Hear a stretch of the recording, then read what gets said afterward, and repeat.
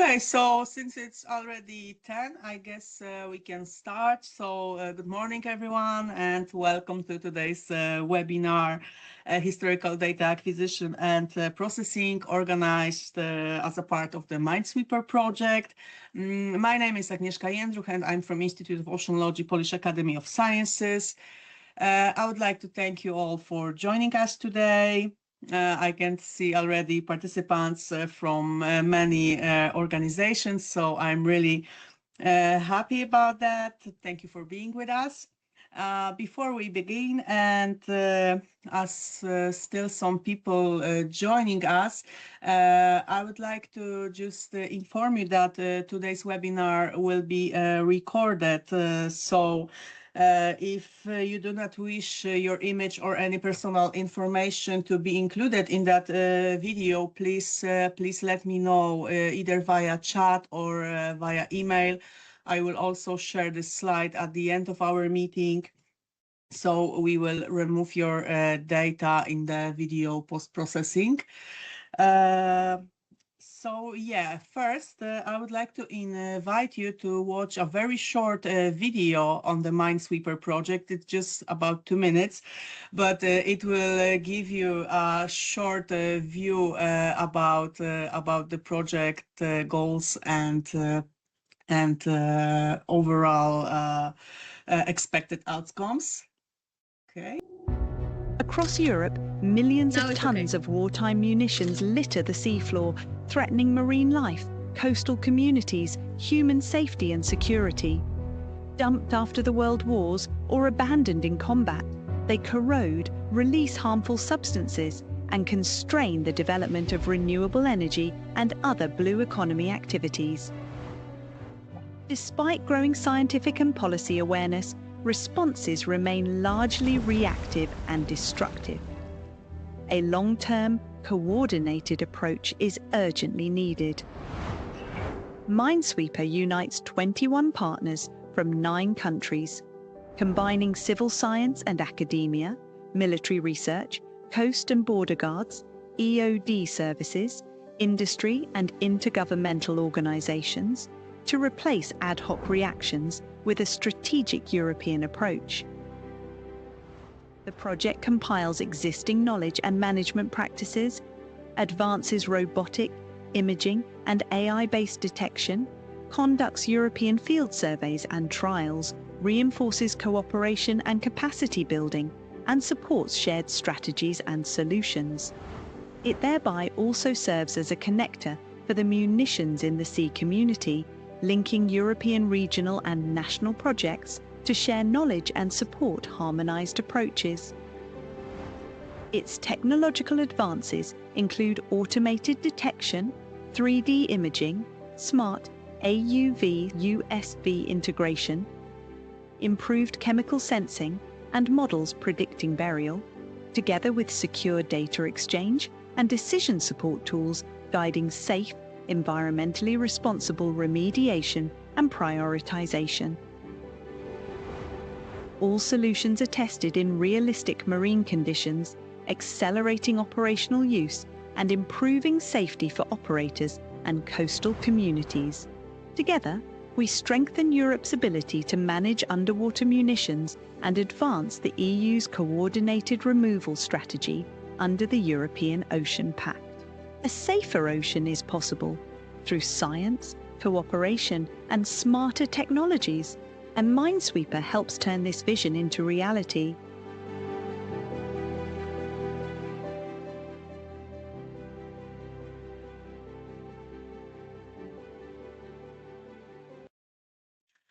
Okay, welcome back. So I think we are ready to start. Now we have a very exciting program ahead of us, featuring 7 excellent speakers. And when it comes to agenda of our meeting, we will have 6 presentations, followed by a short break after the third presentation. And at the end of the webinar, we will have some additional time for discussion and questions. So I hope you will find today's presentation. I'm sure that you will find today's presentation very inspiring and useful for your own work. So without further ado, let's begin, and we will start with the presentation by Jacek Bełdowski. So please, the floor is yours. Thank you, Agnieszka.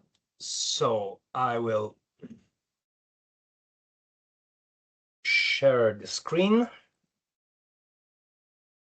I hope you can see it. Yes. Okay. So the dumped munitions are a recognized problem in the Baltic Sea, but they litter the floor of seas and oceans worldwide, and in European seas you may see that both the Baltic and the North Sea, as well as the Atlantic coast and parts of the Mediterranean, have known sites with munitions, but this is only a part of the problem that we know, and we know that based on the archive search and historical data. The actual sea bottom maps and hard findings are only available in about less than 10% of European seas and ocean, and maybe even less. So that's why the historical information is a great tool to provide us the data about munitions. So the Baltic Sea, which is in fact the most studied in this aspect sea, we've got dump sites of chemical munitions and conventional munitions, as well as abandoned minefields and wrecks containing munitions.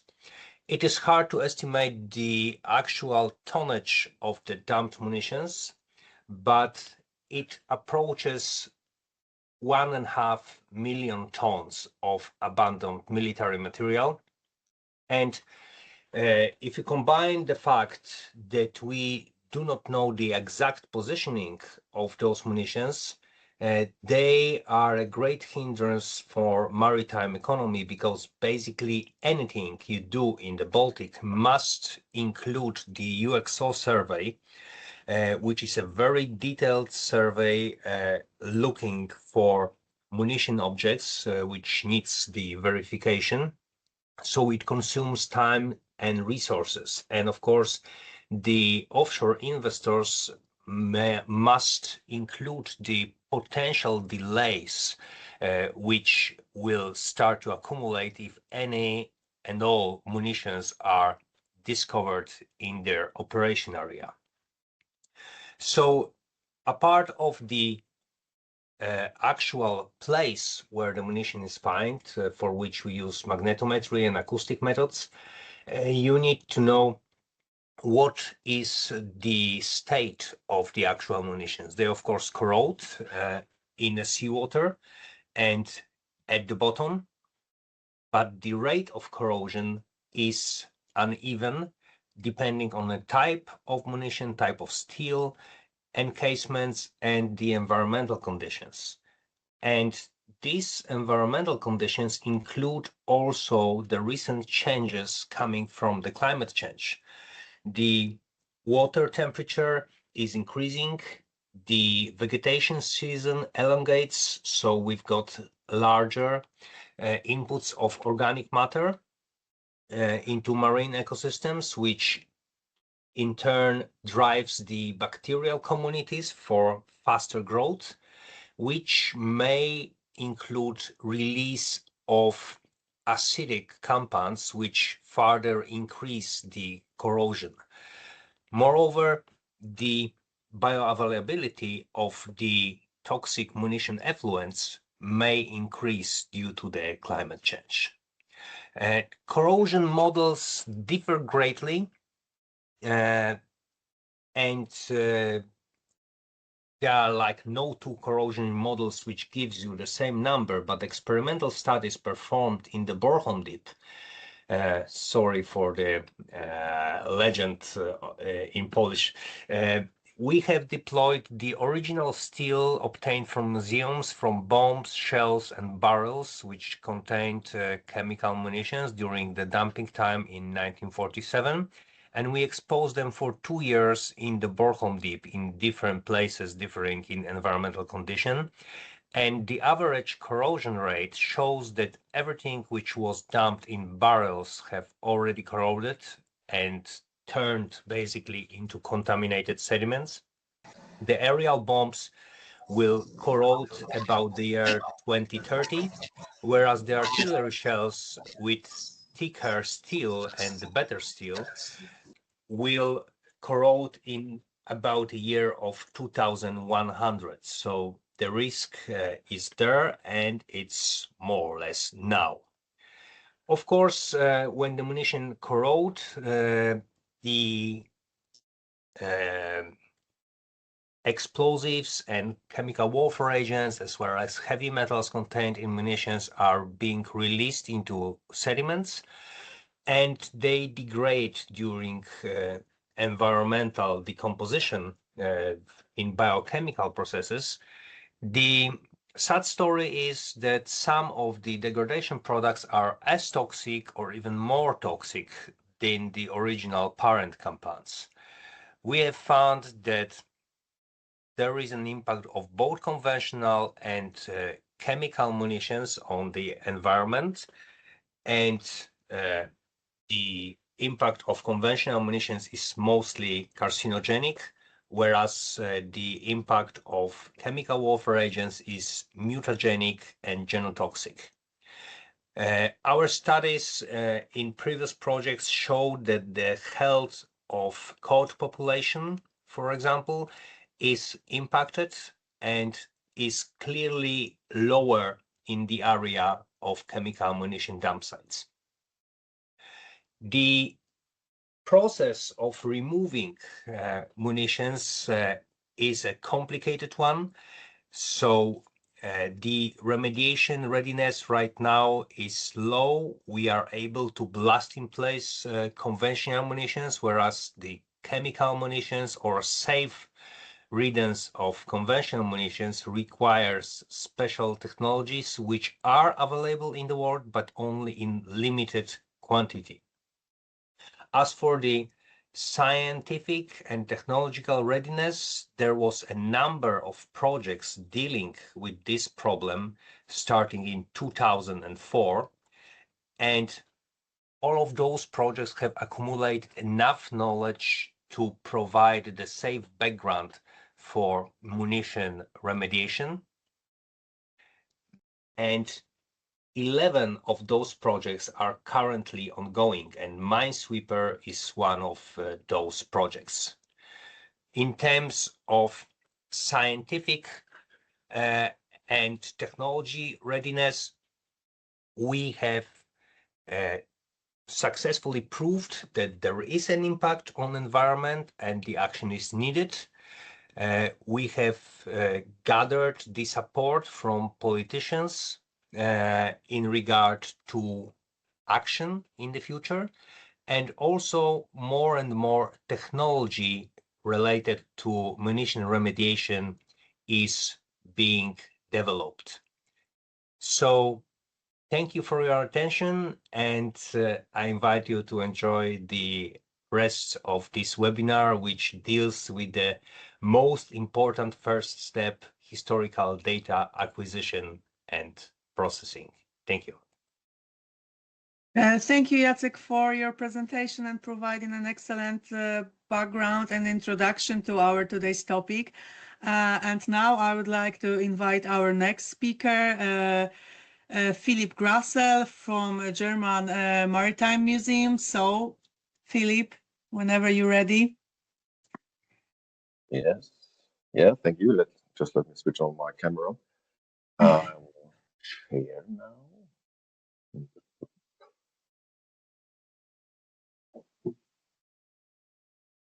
So, you see my presentation? Yes, yes, we can see it. Okay, thank you very much. So, my name is Philipp Grassel. I'm an associated researcher at the German Maritime Museum in Bremerhaven, and I'm also employee of the company Dr. Philipp Lüth, Archäologie und Beratung.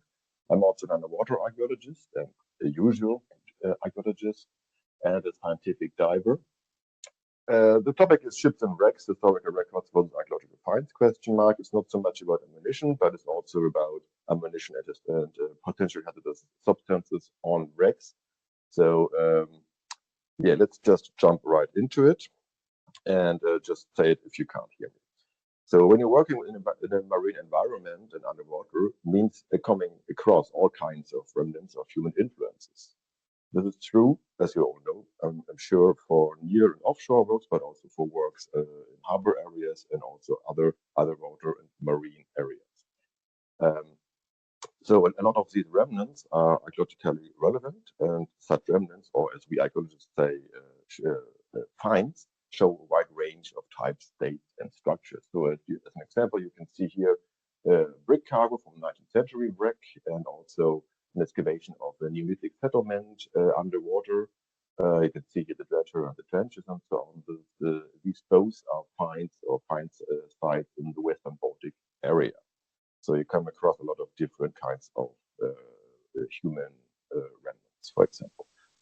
Further finds, like single finds of, for example, ship timbers. Here you have ship timbers from the 17th century wreck from Faroe Islands. And you also have other finds like ceramic bones, metal stuff, coins, all this stuff. Here, for example, ceramic finds from underwater areas in Shetland Islands. And all these finds can also be part of wreck sites, harbor areas, sunken landscapes, and so on. Such finds in their context can also illustrate historical conflicts or the development of historical naval warfare, for example. Here you have finds from the 16th century wreck and also in Shetland. It's a Spanish Armada wreck. You have cannonballs and you have also a breech block from a cannon. So a wide range of different kinds of wrecks finds you can find underwater as an archaeologist. So all in all, these finds and find complexes can be researched, except of course the Neolithic side, by using the so-called historical archaeological method of combining archaeological finds and historical sources, and show to their historic archaeological context a detailed picture of the wider historical developments of, for example, trade, shipbuilding, cultural transfer, naval warfare, and many more. Wrecks of all their ages and kinds are, of course, for most people, the most interesting underwater find, and stands for a very complex find category. Here you have a picture of I'm sure you know all this. This is the famous Bremen Cock. You can see that or visit the wreck find or the ship in the Bremerhaven in the museum, and it's just an example of such a very complex wreck situation and wreck find. As wrecks will be the topic of the talk, wrecks also will play the main role in the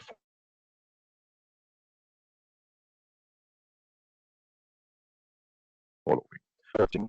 Wrecks are a very complex find category and can be quite challenging and quite challenging research object, with also a huge amount of single finds and a complex layer structure. The picture shows you, just to illustrate this. These are actually two wreck sites in one picture. This is the wreck of the Melkmaid. It's a 17th century flute in Iceland, Western Iceland, and near the island of Flatö. And it's overlaid partly by a younger wreck, the one of the Charlotte, the schooner from 19th century. So you can see it's a very complex, very, let's say, challenging find situation with a lot of single finds and also bigger find or bigger areas of the wreck. So besides these very interesting objects I've shown you already, working in marine environment also means coming across other remnants of human influences, such as debris, hazardous waste, fuels, scrap, and all kinds of garbage produced by our modern world. Here you can see a garbage pile which was collected on the beach of Rapa Nui or Easter Islands. There was a small project where a couple of volunteers just collected over a short time amount on a short area of a beach the washed up debris, and you can see it's a huge amount. So such ocean litter increased dramatically in the 20th century and until today. And a very special category of these, let's say, debris or dumped garbage are hazardous wastes. As you all know, it's dumped ammunition. But at this topic will be represented in detail in the next talks. I will not dive into this topic any further, but I would like to say that ammunition and other potential substances are of course relevant for wreck finds, especially for military wreck finds and for wreck finds in the 20th century. You can see here pictures, I'm pretty sure you know all these pictures, but these are lumps of gun cotton in a dumping area in the Baltic, and also boxes with grenades also from a dumping site also in the Baltic. So that there's ammunition and hazardous substances, this is especially true for modern wrecks, and here above all military wrecks. So the term modern here means mostly 20th century and even younger. And in the following, I will illustrate the complex historical archaeological research, which is necessary while working with such specific modern finds, and especially with modern military wrecks. You can see here a multi-beam scan of a guard ship number 11, Voitya, which was sunk in 1945 by an aerial attack in the Kiel Fjord. And here is the open torpedo hatch of the light cruiser SMS Ariadne, sunk in 1914 during the Battle of Heligoland Bight. Both are military wrecks, and both have remnants of, for example, ammunition and other potential hazardous substances. So, thanks to 2 world wars, our oceans are littered with war wrecks, military wrecks, and as well as also military remains. Jacek already showed us the map of all the dumping places. And here you can see 2 pictures. Oh, this is one of a mine or torpedo hit on a freighter. This is an aerial attack on a submarine. Both are from Second World War. Both are in the North Atlantic area. But of course, this was and is a global problem, and you can find wrecks from war wrecks around the world, especially also in the North Sea and the Baltic Sea. And I will focus now a bit more on the North and Baltic Sea. To illustrate the problematic amount of military wrecks, I like to show you this map here. Here you can see the German EEZ of the 12-mile zone in the North Sea, and in this area alone, at least 120 military wrecks from the 2 world wars and until 1960 can be found, including military airplanes, for example. So you can see the red dots. These are the finds only in this small area, and from this 120 wrecks, only the half is fully identified. The rest is just identified as military wrecks or type, but fully identified, only the half of these 120 wreck sites are identified. When you can add to this finds at least 130 fully identified civil wrecks, which dates until 1945, 47 in the same area. And also this civil wrecks may contain potential hazardous remains like fuel, cargo, and more. So you can see the point cloud is growing. And keeping in mind that in the same roughly area, at least 140 ship losses only of German naval ships from the First and Second World War are provable. You see here in the small area, based on this point cloud, the high potential of coming across known and also unknown military wrecks in this area while working underwater. Then furthermore, additional to these dots, furthermore, 860 wrecks with a military background are known in the Belgian, Dutch, German, Danish, and Norwegian waters of the North Sea. And this number excludes the British waters, so it can be assumed that the total number for the North Sea is much more. And another number for you is 2,900. This is the number of known underwater obstacles within the German 12-mile zone and the EEZ in the North Sea and the Baltic Sea, and is based on the data of the German Hydrographic Agency. Of course, these 2,900 obstacles are not all can be seen as wrecks, but this number underlines the high potential for archaeological and non-archaeological finds while working in this marine environment of the North Sea and the Baltic Sea. This means, in general, that when carrying out underwater work, one must always expect to come across modern wrecks, or at least parts of such wrecks. So when it comes to such finds, how to research them properly. So here you can use the historical archaeological method to answer, for example, very complex research questions to these modern finds. Questions like, what's the identification? Is there preserved fuel? Are there preserved lubricants or other substances? Is there preserved storage? And especially for military wrecks, is there preserved ammunition?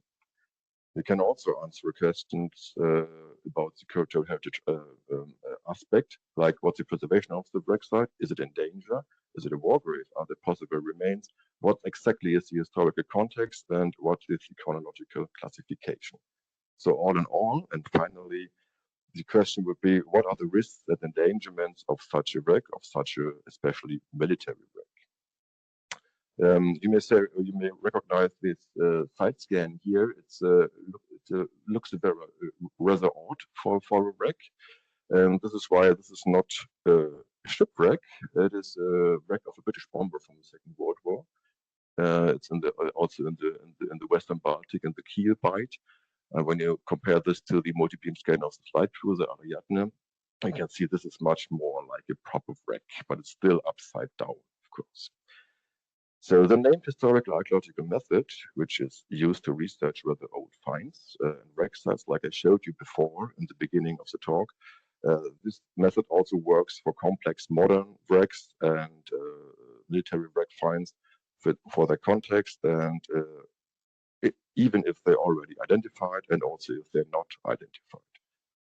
But of course, when you're working with these finds, it's much easier to compile research works for a wreck which is already identified. So what would be the first step now when you come across such an underwater find? The first step would be an archaeological wreck assessment by using the data from side scans, from multi-beam scans, and if possible, even from dive surveys. The first aim, or the aim of this first step, is then the description of the current wreck status, like including measurements, sedimentation, scores, identifiable areas, preserved details, on even single finds, but also destruction areas and so on. You have here two pictures or two scans, a multi-beam scan and a side scan of the wreck site. You can see there are two big destruction areas, one in the foreship and one in the midships. There's also a deep score here. Then you can also have a high sedimentation rate in these areas. And you can also see that the whole shape of the ship is still very intact. You can also see the different areas of the ship. You can also measure the length and the height. And you can see also three quite interesting areas. There's wheel-shaped areas here, and one in the bow and one in the stern, and also this grid-shaped area here in the foreship. And you know, this are the rest of the mountings of former guns, for example, and this is the rest of a mine clearing system for magnetic mines, the so-called VES or FES-Anlage. So you already know this wreck has a military background, and then the next step would be to compare the assembled wreck data with a known database. For the German area, this would be, for example, the database of the German Hydrographic Agency or the BSH. And then it's possible to compare the locations, the wreck status, details, wreck areas, and so on. And also often there is an identification available in these databases or in these data sets. So here we have the burial breaker number 163, the Friesland, which sunk during a mine clearing operation in 1914. But of course, not always there is an identification available in these data sets, but still you can work with it very good. Furthermore, these data sets give information to both historical salvages and or clearing actions, then also ongoing decaying of processes and sedimentation processes, and they are also quite often equipped with some reports or some dive reports during the surveys. Still, these kind of wreck data can be often rather patchy, as the service may have happened once every decade or even less, or wrecks have completely sedimented and then cleared up again and then relocated again, or sometimes, or very often, undocumented salvage actions may have happened. So it's not always clear. You don't have always a quite huge amount of data for one wreck. But still, the main target would be to prepare a sufficient wreck biography based on the archaeological finds. So you're preparing a wreck biography. The next step then would be to go to the archive and do the literature work. This is based, of course, on the identification of a wreck, and if there is no identification already, here it's necessary to prepare a first working hypothesis about the former ship. So, like, was it a warship? Was it what kind of warship? What was the type, etc. And then go into the archive and work and do some archive work based on the archaeological finds. There is a huge amount of important archives in Germany, especially for military wrecks, which is, for example, the Federal Military Archive in Freiburg and Breisgau, also the Federal Archive in Berlin. Then you have also the archives of the German Maritime Museum, which is quite comprehensive. The archive of the German Navy Museum in Wilhelmshaven is also quite interesting and good. Then you have the City Archive of Wilhelmshaven, which is especially good for historic photos of naval ships from the First and Second World War. And you have the archive of the Naval School Munich in Flensburg, which is also very comprehensive. Then you have also, as you all know, a lot of further like museums and small archives, like for example the Submarine Museum in Cuxhaven, which can be very helpful to check out historical sources. It's also very helpful to check out specialized web pages, which often provide different sources, even different original source material. And depending on research questions and the origin of the ship, it is also worth to contact with, of course, archive in Denmark, UK, Netherlands, Poland, etc. It's also worth to have a huge network of archives to work with. Furthermore, requested visits in different shipyard archives can be fruitful as well. Of course, only if you know which shipyard once built the ship you're searching for, but it's very helpful if you know that to go to the archive and ask for more plans or details about construction works and so on. So as you can see, there is mostly a wide range of sources like construction plans, fighting reports, sinking reports, ammunition lists, compiling or compilations for different kinds of ammunition, also logbook entries, court files, and so on. And all these are mostly available, but they all have to be structured and bound together in a report and also critically reviewed.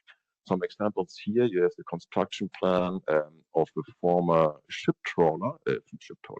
trawler, which was during wartime converted into an outpost boat, the VP 801 Max Gundeler. You can see here in the construction plan the added mine clearing system, but also the guns in the bow area and also in the aft and so on. It's quite a nice construction plan.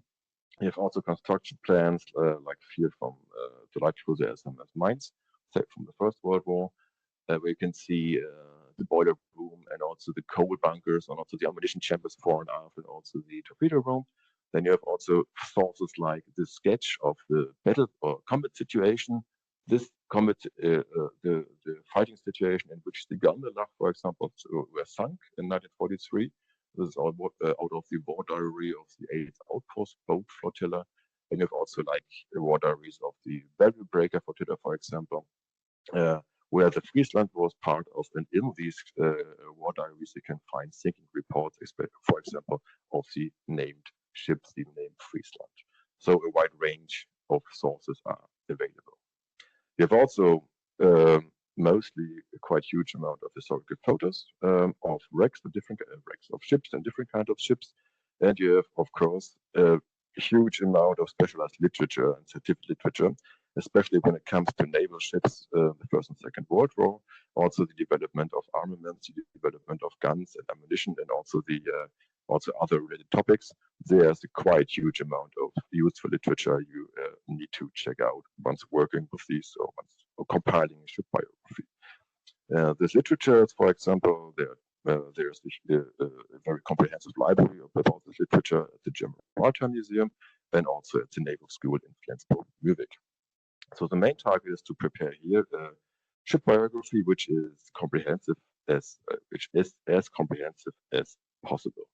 Pictures show again the SMS Mainz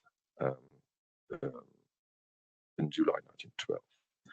So as I said before, working with historical sources, like working with every kind of data, need to be done with a critical perspective.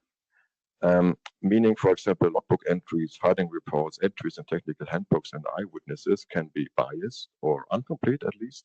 Then construction plans can be outdated, technical descriptions can be outdated already before the ship sank, and so on. So you really need to critical review the sources and also point out what can't these sources say to you, so what's not in the sources. So historical sources only show a spotlight on the historical context, and it is therefore important to clearly point out which source you used for the research and what's the availability. Of course, this is obvious, but you need to keep in mind that historical sources, of course, and historical data in general only give information about the ship before it sank. So what do we have now? So we have a ship biography and we have a wreck biography. The ship biography is based on historical sources. It's often very detailed due to the wide range of sources, but it ends with the wreckage. So it knows how assumptions about potential dangers and endangerments of a current modern wreck or military wreck can be given by solely by just looking at the ship biography. Then you have the wreck biography, which is based on archaeological finds, often rather patchy due to the lack of wreck data. So it starts with the wreckage, but no sufficient information about historical context from ship planes and so on, and therefore only a sparse information about hazardous substances, cultural, historic elements, and so on can be given by the wreck biography alone. So in the end, is there a question, so do both biographies contradict each other? When I ask like that, of course, the answer is no. They don't contradict each other, as each biography contains information which can in turn resolve the unknown elements of the other one.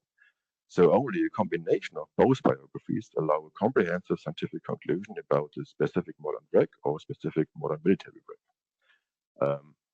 I think the picture speaks for itself, but just to explain, of course, the ship biography, it provides often detailed insights into construction and furthermore, and like technical adjustment, armament, crews, etc., and therefore can help to solve this problem.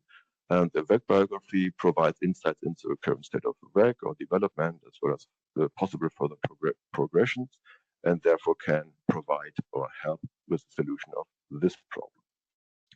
So this conclusion of combining both is clearly a truism, but it is a basic element of the historical archaeological method, and therefore the necessity of combining both cannot be repeated enough when dealing with modern ships and also with modern military shipwrecks, as well as also other human artifacts found, modern artifacts found at the bottom of the sea. So the archaeological historical method combines both spheres, as I said before, in a critical manner, and thereby enabling contextualized conclusions, which would be not be possible on the basis of just a single biography. So you can give for example, give information about the identification, or at least prove the identification. We can give assumptions about preserved fuel, about preserved lubricants, about preserved storage, etc., and also about for example, preserved ammunition and so on. But you have only connect this with the phrase time of sinking, and the note time of sinking is extremely important here, as it makes clear that this is not an assumption for the current wreck situation, but it is a representation of the maximum value of this stuff based on the used sources. So this is quite important to remember. Furthermore, the combination of both biographies allow to draw the conclusion about the current condition of the wreck by comparing it with the condition at the time of sinking. So you have statements about the state of preservation compared to the time of sinking. You can make statements about the progress of decaying and so on, and about the preservation and location of different areas containing possible hazardous substances or materials on the wreck site. And you can also give information about the identification of single wreck parts and finds. So the historical context and the chronological classification can be given very quite clearly while combining these both elements. Just give you a short practical idea what I meant. I mean by that here you have the wreck find of the SMS mines. We already know them. Here is the 3D reconstruction of the wreck situation. And here is a historical construction plan, and then you can compare both elements very easily. You can see everything above this black dotted line is gone from the wreck, so only The area beneath the armored deck and also beneath the dotted line is still preserved. It's also very much damaged here at the bow area, which is missing here, but still you can see a lot of elements. For example, the ammunition chamber in the back here and in the front is still preserved under the armored deck. The torpedo room under the armored deck is still preserved. You have the boiler room here in the middle with the preserved steam collectors is still there. You have the engine room in this area. You have also the coal bunkers beneath the armored deck are still preserved in this area, not in this area. You can see it's damaged. You have also the former machine oil bunkers in this area. It's preserved beneath the armored deck. And you have also some preserved former quick loading guns here in this area, potentially here. So they're falling apart from the wreck and now lying beside the wreck.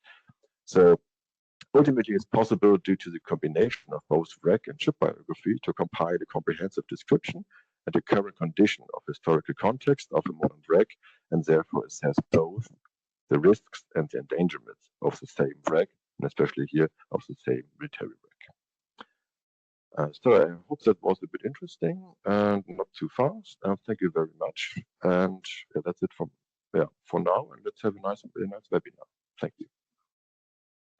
Thank you, Philipp, for this amazing presentation and for demonstrating us how combining historical records with marine archaeology, how interesting it can be, and how it can contribute not only to contributing to protection of underwater heritage, but also, I guess we can all agree to provide very valuable information for underwater munition management and also for risk assessment related to hazardous objects. So thank you very much for delivering this very nice speech. And sorry for the sound stuff. Okay, so our next speaker will be Thierry van der Berg, representing Bombs Away. And Thierry, the floor is yours. Thank you, Agnieszka. I also like to take the opportunity to thank you and Eva and your colleagues for hosting this event. It's really interesting. You have nice speakers, including myself, interesting subjects. And today I'm going to give a small presentation of what me and my colleagues did the last couple of years. I will try to share my screen. And I guess right now you can see my screen. Yes. Yes? Yeah. All right. A short introduction. My name is Thierry van der Berg. I'm a historian. I studied at the University of Amsterdam. And around 24 years ago, I got involved in the interesting world of UXO. And I worked for a couple of private companies. I did the historical research. And it was mainly onshore projects. And in 2011, I started my own company, Bombs Away. And we are a little bit different than all the other companies because we don't do field survey or seabed survey, but we are focused on the historical research, like obtaining historical data, etc., and do the risk assessment for a lot of interesting clients. And the last couple of years, we see that there's more interest, of course, in offshore, and also the risk of UXO. So I made a little presentation. What happened? In 2005, there was a big accident on the Dutch part of the North Sea. A Dutch vessel called the Maarten Jacob was doing their usual business of fishing, but on that day they found, or they caught, an unexploded bomb from the Second World War. It was a 250-pounder bomb, I think with a nose fuse. It came on the deck and it detonated. And unfortunately, 3 crew members were killed instantly. So I remember it was big news in the Netherlands, and yeah, the Dutch government also said that they really had to deal with this problem, but the plans were not known to the public. But behind the scenes, they started to work on a mine clearance operation, which was already going on for a couple of years. But they also focused on UXO finds on the North Sea of vessels, and they collaborated with the Belgian Navy. So when a fisher boat found an UXO, they could report this to the Dutch Navy or the Belgian Navy, and I think within 24 hours they will be there to take care of the UXO.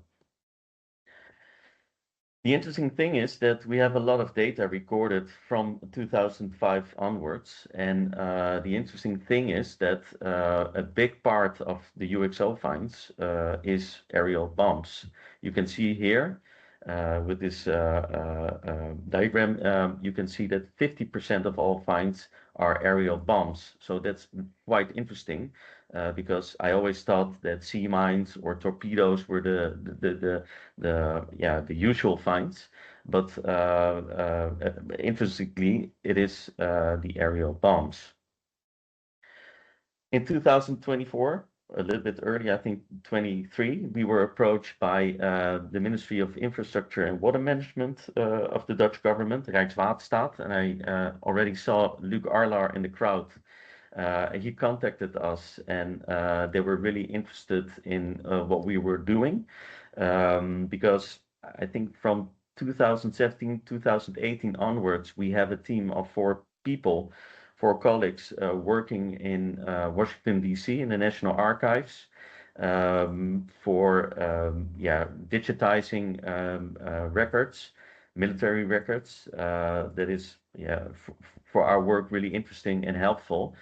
So we have a lot of data, especially on the record group 18, which is the mission reports on bomb group level. And that's still going on. There's a lot of information.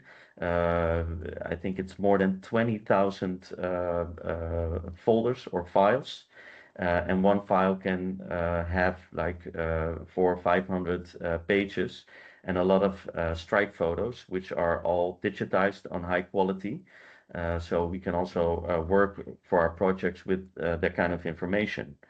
Anyways, Rijkswaterstaat approached us, and they also have this information that most of the finds are aerial bombs. So they wanted to know if we could research that in the documents that we obtained from the National Archives in Washington, D.C. So we started a pilot project, and we suggested to pick out randomly 255 missions from the 8th Air Force of the United States Army Air Force, with targets in the Netherlands, in Germany, in Belgium, Denmark, and Norway, because they would definitely fly over the Dutch part and the German part of the North Sea during the period 1943-1945. The results were really interesting. Of the 255 missions that we processed in our database, 206 missions flew over the Dutch EEZ. 107 missions of it, so more than 50%, mentioned 1 or more jettisons in the North Sea. And it could be 1 bomb or it could be 300 bombs. So we recorded 331 B-70s, B-24s that were involved with 1 or more bombs dropping in the North Sea. And then you see the total amount of more than 5,000 bombs of different calibers were dropped in the North Sea. And almost 2,000 are 250 pounds or bigger. The biggest was 12,000 pounds, the tall boys. So you can imagine that there are a lot of, big bombs on the seabed of the North Sea waiting to be found. The incidental findings we had are airplane crashes, mostly Americans that were recorded by the Americans themselves. So 11 of those crashes took place in the boundaries of the Dutch part of the North Sea, and 3 of them still had their bomb loads. In this case, 3 airplanes with each 10 500-pound bombs still remaining in the aircraft when they crashed. So we finished this pilot project, and well, for us it was an eye-opener, and I guess it was the same for Rijkswaterstaat. And then we had some discussions if we had to continue to proceed our research. And then the focus of Rijkswaterstaat is, of course, not only the North Sea, they also have other things to concern about. So they said for the moment we stop with this. It's nice, we have a little bit of insight of what we can expect in the North Sea. But then here in the office, we thought like we have the information, we should continue ourselves. We will have to fund ourselves in order to complete our database. And it's not only, of course, the Americans who did Jettisons during the Second World War. It was also, of course, the British and also the German Air Force, the Luftwaffe. So we focused on the 8th Air Force of the Americans, but also on Bomber Command and Coastal Command of the British, and the Zeeluchtstreitkräfte from the Luftwaffe. And you can see the small map here. Most of the mission reports of the US Air Force, they contain at least coordinates of how they flew, the sortie, but also sortie plots with time, etc. And when we started in 2018, we already digitized it, and we saw, of course, there were also time notifications on it. At that moment, we were actually not really interested, but because of this research, time is also very important, because sometimes they mentioned in their reports not an exact coordinate, but a time that an airplane jettisoned their bombs. So we could calculate based on these sortie plots. You can see here the time written in blue and in red with the actual and the briefed route. We can also make some calculations how fast the airplanes were going with an average speed. We could approach the area where they jettisoned their bombs. Other mission reports, they had coordinates, like this example, for instance. Of course, how accurate is it? We don't know. Sometimes it was really accurate. Sometimes it was approached. So, but we had to process this kind of information in our database. And sometimes here you can see, you know, the caliber of the bombs that they jettisoned. In this case, it's 500 pounds. And sometimes they also mentioned the fuses and if they had a safe release or not, which is also really interesting, of course.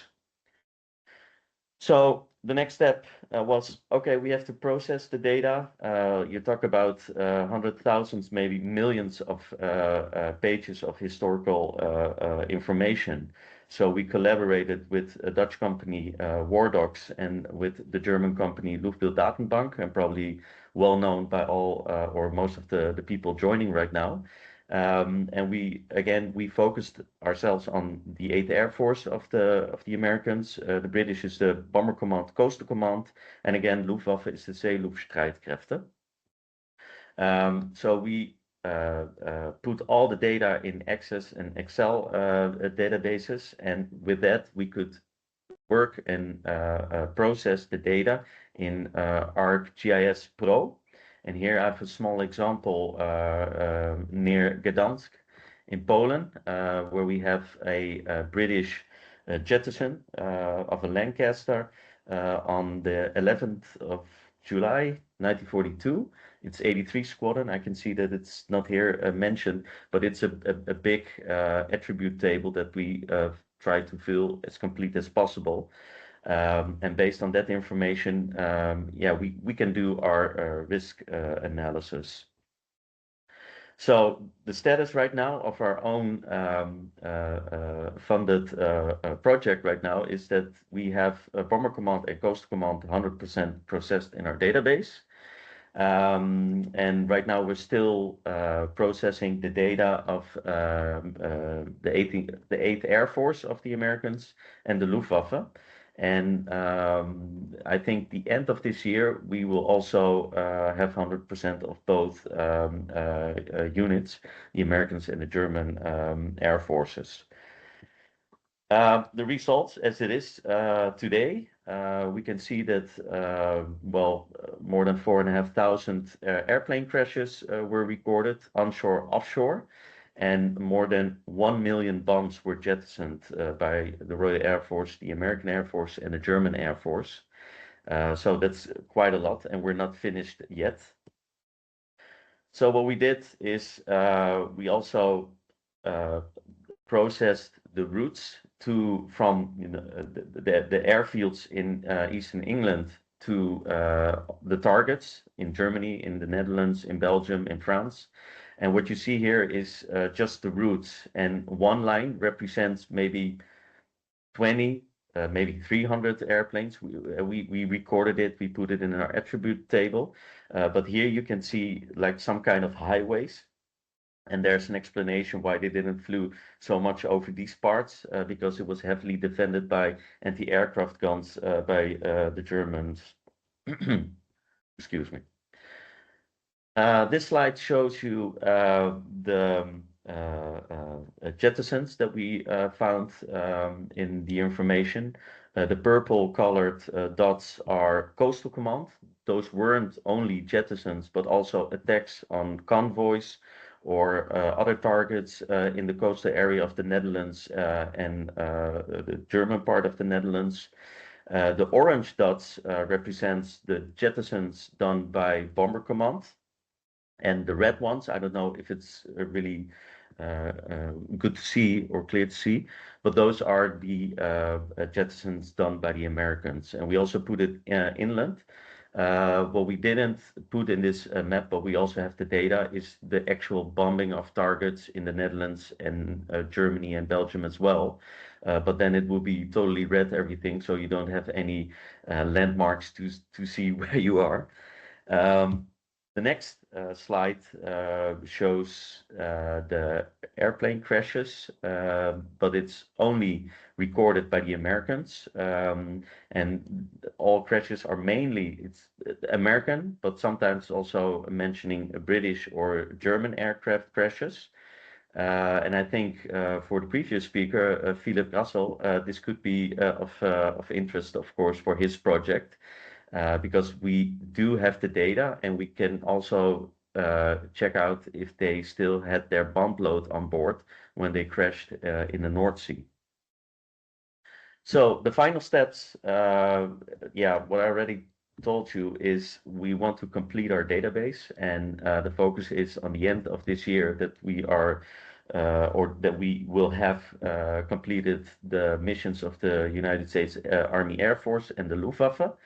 And right now we are already experimenting in creating heat maps for the North Sea, so we can also say something about the number of aerial bombs per NCP grid or per square kilometer.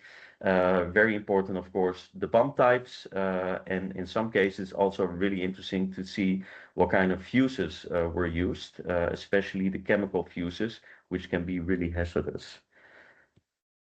And at the moment, we're also involved in a new project. We just started to also do actually the same approach, but then for the Mediterranean area. The Mediterranean is, of course, a big area. And the first results are really promising. Right now, we were only checking out some American missions that we have here, digitized in the office, and some British missions. And what we can see is the Adriatic Sea was, I think, a favorite place to have jettisons, also because from 1943 onwards, the Allied liberated the southern part of Italy, And they also started to fly from the airfields there to have missions to Austria, southern Germany, France.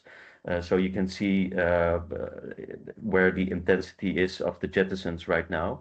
And yeah, I think next year, first we have to finish the North Sea, but next year we will totally focus us on the Mediterranean area. And I think right now we came to my last slide. That's it. Any questions, maybe? Yeah, we still have some time before the break. So yeah, at first I would like to thank you very much, Thierry, for this amazing presentation. And I must admit I was a bit surprised by the scale of the contribution of aerial bombs to the underwater munitions legacy. So thank you for highlighting this problem, this challenge. Yeah, so according to our agenda, we still have 12 minutes of time. So if there are any questions to Thierry as well as to our previous speakers, please raise your hand. And I already see one, and it belongs to Paul Trautendorfer. So please, Paul. Yeah, hello everyone. Thanks a lot for the very interesting presentations. I actually wanted to follow up to Thierry, what you've just now elaborated approach with regard to the Mediterranean.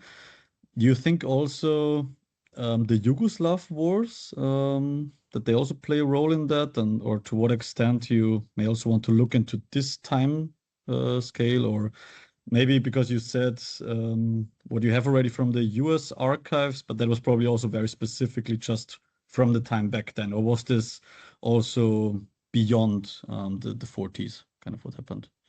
A good question. Thank you, Paul. No, this is mainly Second World War. Of course, in the Mediterranean, we also have to deal with the First World War, and what you said, the Yugoslavian wars, is also very interesting. But for now, we did like a pilot project for ourselves to see if it was feasible, and it is. We came to that conclusion, and of course, it is a little bit a different kind of situation if you compare it to the North Sea. In the North Sea, it was really static because, well, the Americans and the British were flying every day to occupied Europe. So they crossed the pond, the North Sea. And when it comes to the Mediterranean, what I already said is halfway through 1943, the southern part of Italy was occupied or liberated, it's how you see it, by the Allies, and they started to fly from there. But if you look at 1940, 1941, 1942, the main focus in the Mediterranean was North Africa, with General Rommel, with Montgomery, and the front was really going back and forth. And we already checked some data, and then you also see that it's quite complicated. But it's a challenge, I think, for next year to figure it out what we can do. But we definitely want to have something similar what we did for the North Sea. And to complete it, we also will look for the First World War, and of the Yugoslavian war. We should also obtain the information to make a complete picture. I don't know if there was a lot of bombing during the First World War. I think it's not that much. For the North Sea, we know it's not so much compared to the Second World War. Of course, when it comes to battles, naval battles, that's a totally different story.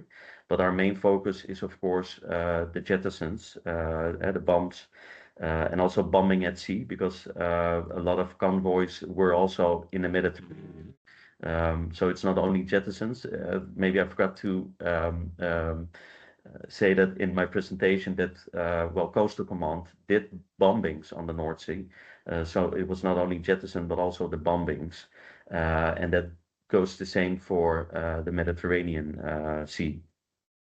So yes, it will be a challenge, but we'll see. I'll keep you posted.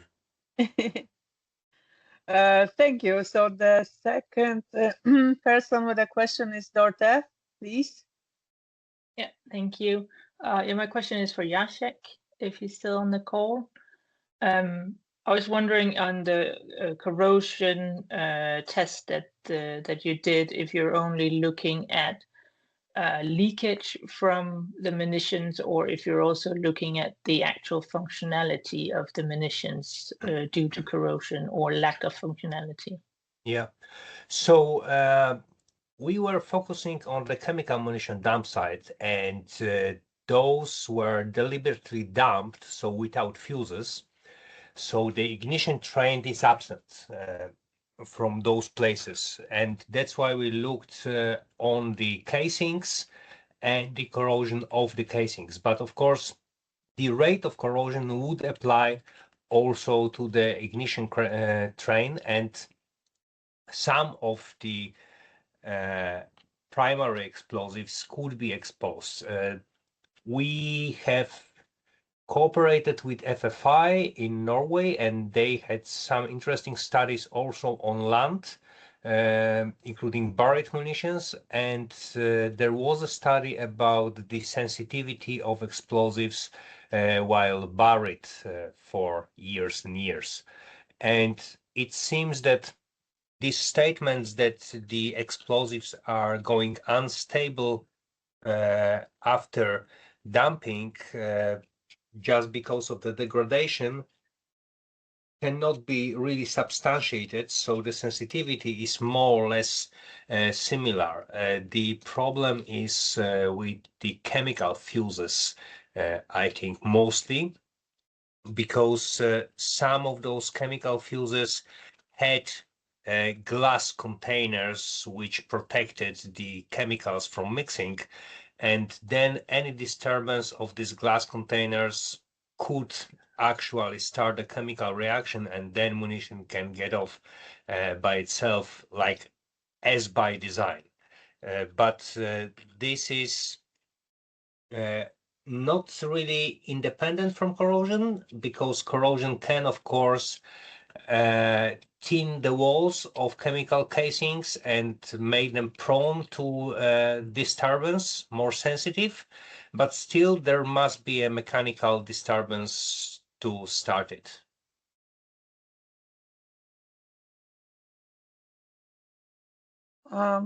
Okay, if that's all, we have also question from Vasiliki.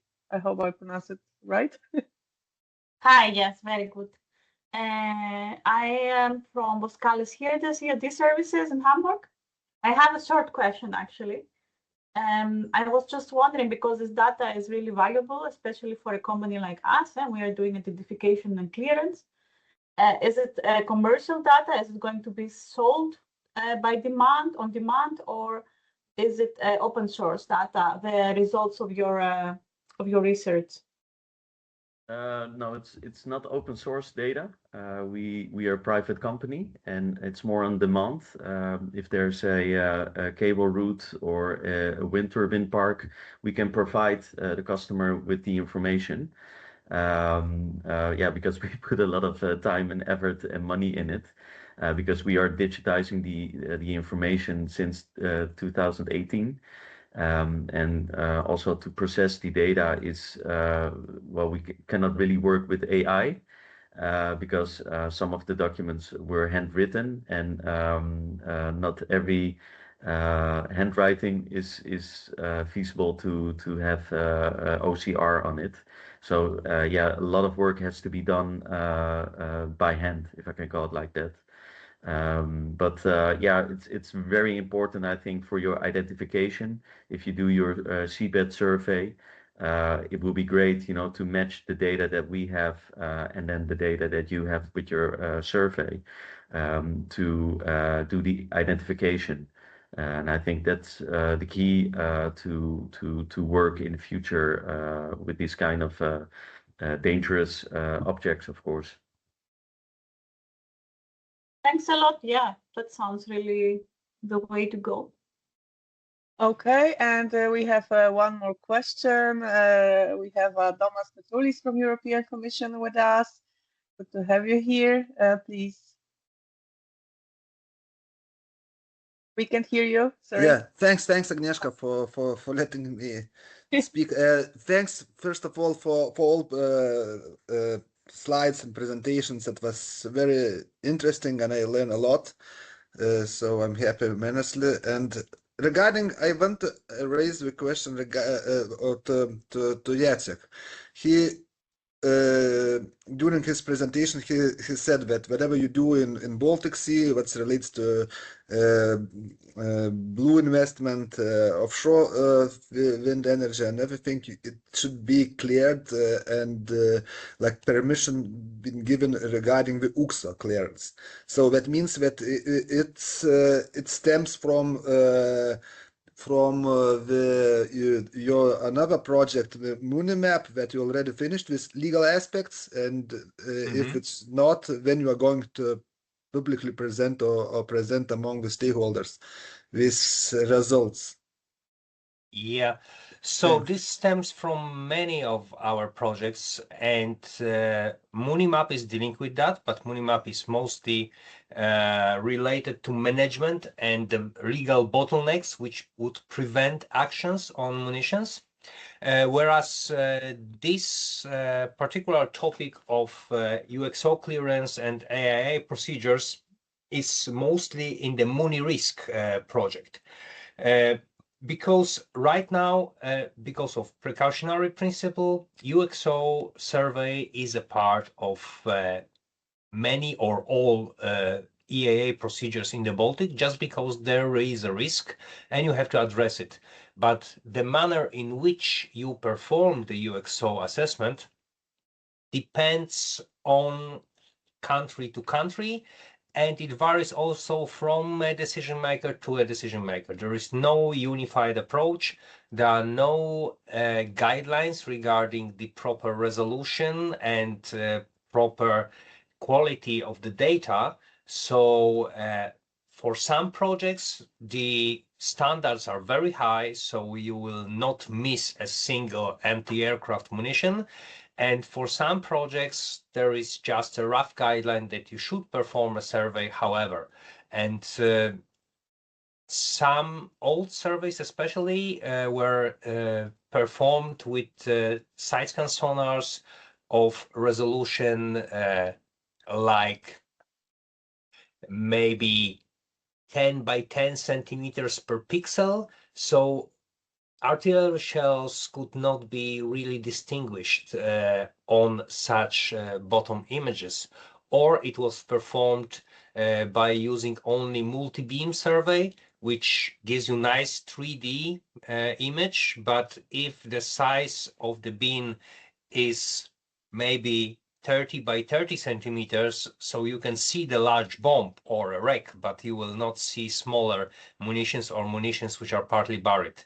So that's why it's both good to know how to do it and also where to do it. So because the first indicator that you should perform is the historical data. So without the proper analysis of historical data, we need to do the UXO survey everywhere, which is costly, and that's why people are trying to cut costs using the faster and less precise methods.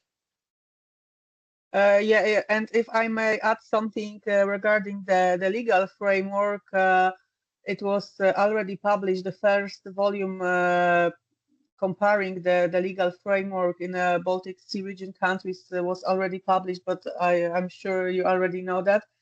It was published in a report coordinated by German Environmental Agency, and now we are working under the umbrella of MMinE-Map project. We are working on the second volume, in which we provide some recommendation on how to harmonize the national approaches and things like that. So you need to be patient a bit, but yeah, we will deliver it soon.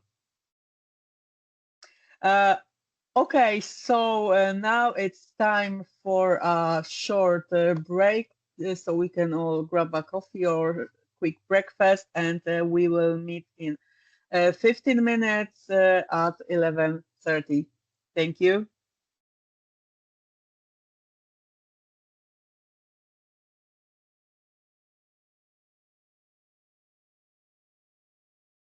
So I guess we can proceed with our webinar.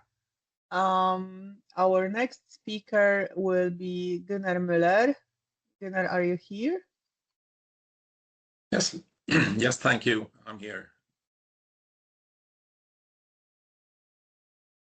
Hope you can see it. Yeah, now it's in a presentation mode, so everything is fine, and we can also hear you.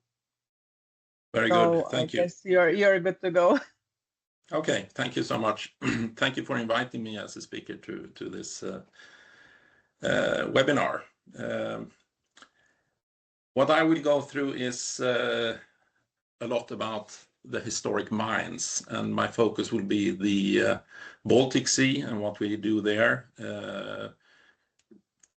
especially from a Navy perspective, because I'm a Navy officer, but I will also end up touching the other seas like the North Sea with this. So about myself, I'm the head of the Swedish Maritime Warfare Data Center, a Navy officer since nearly 40 years.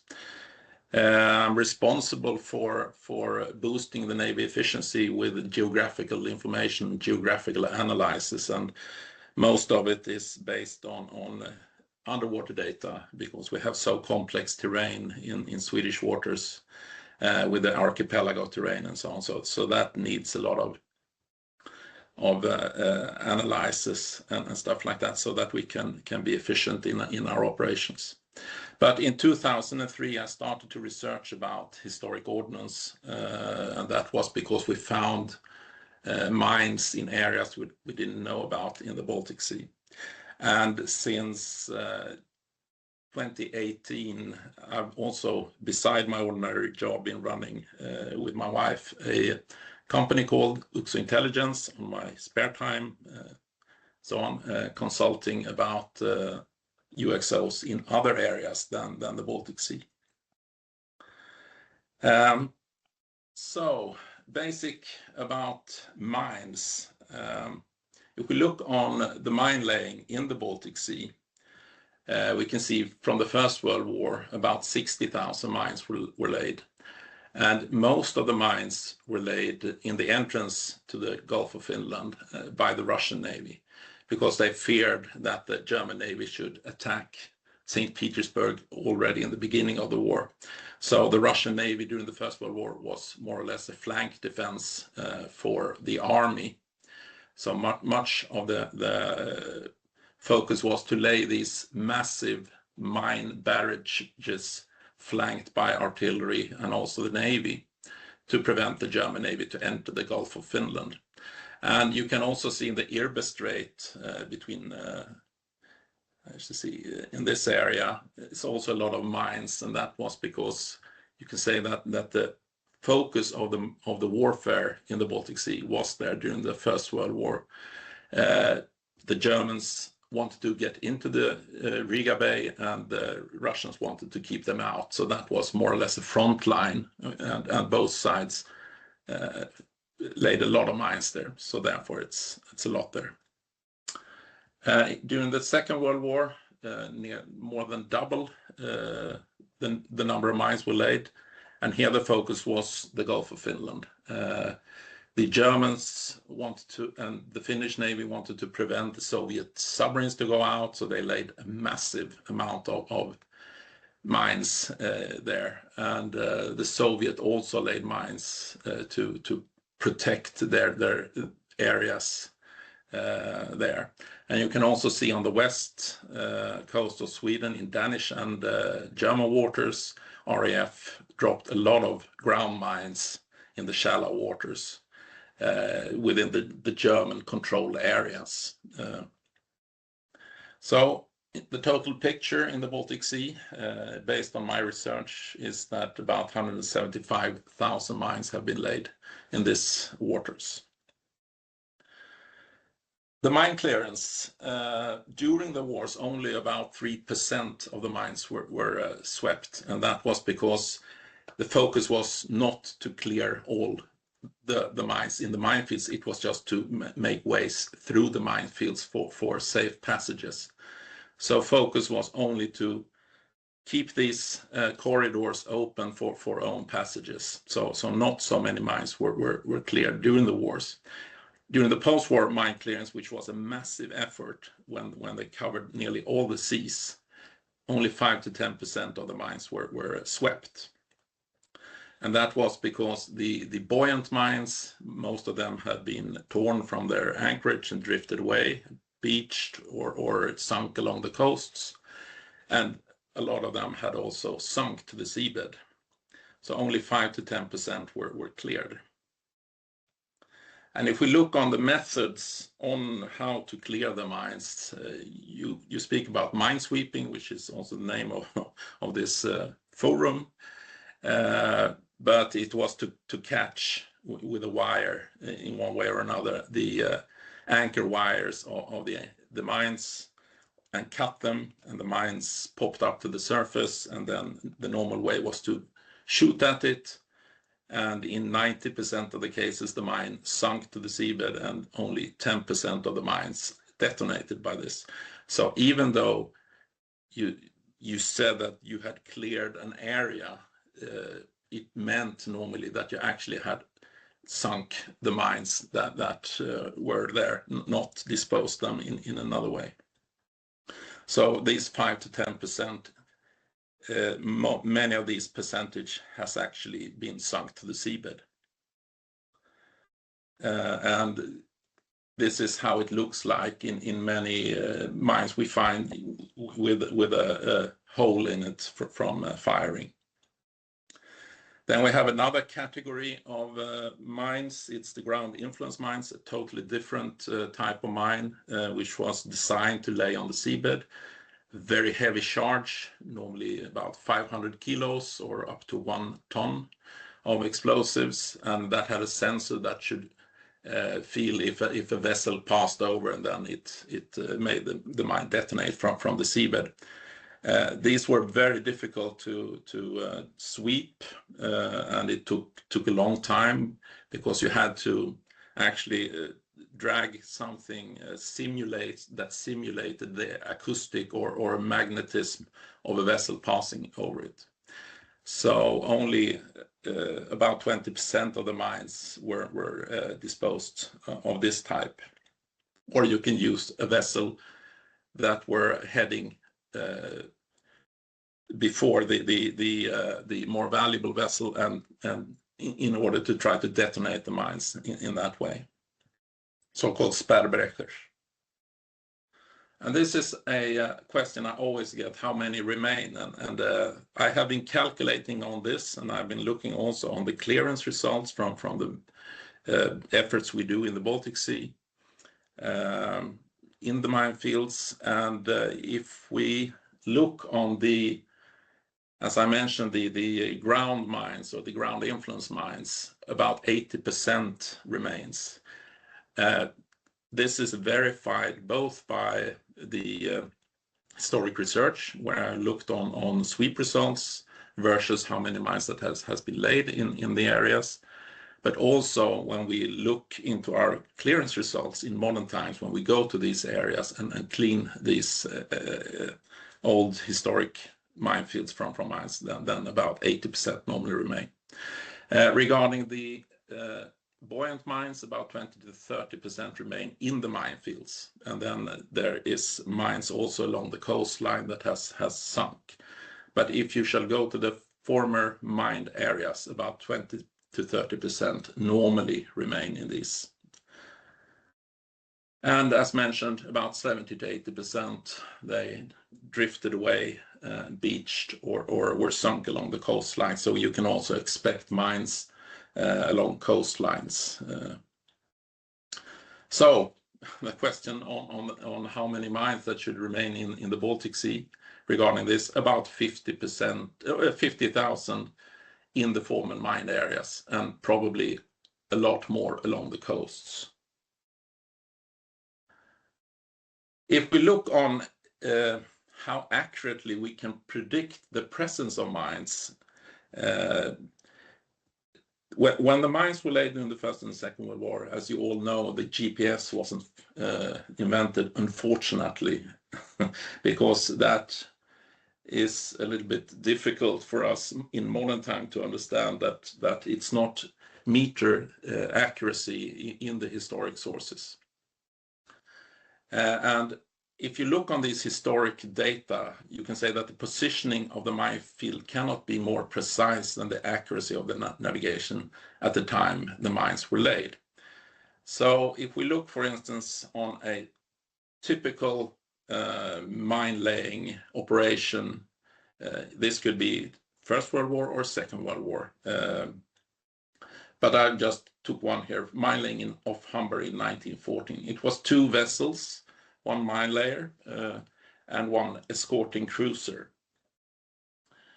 They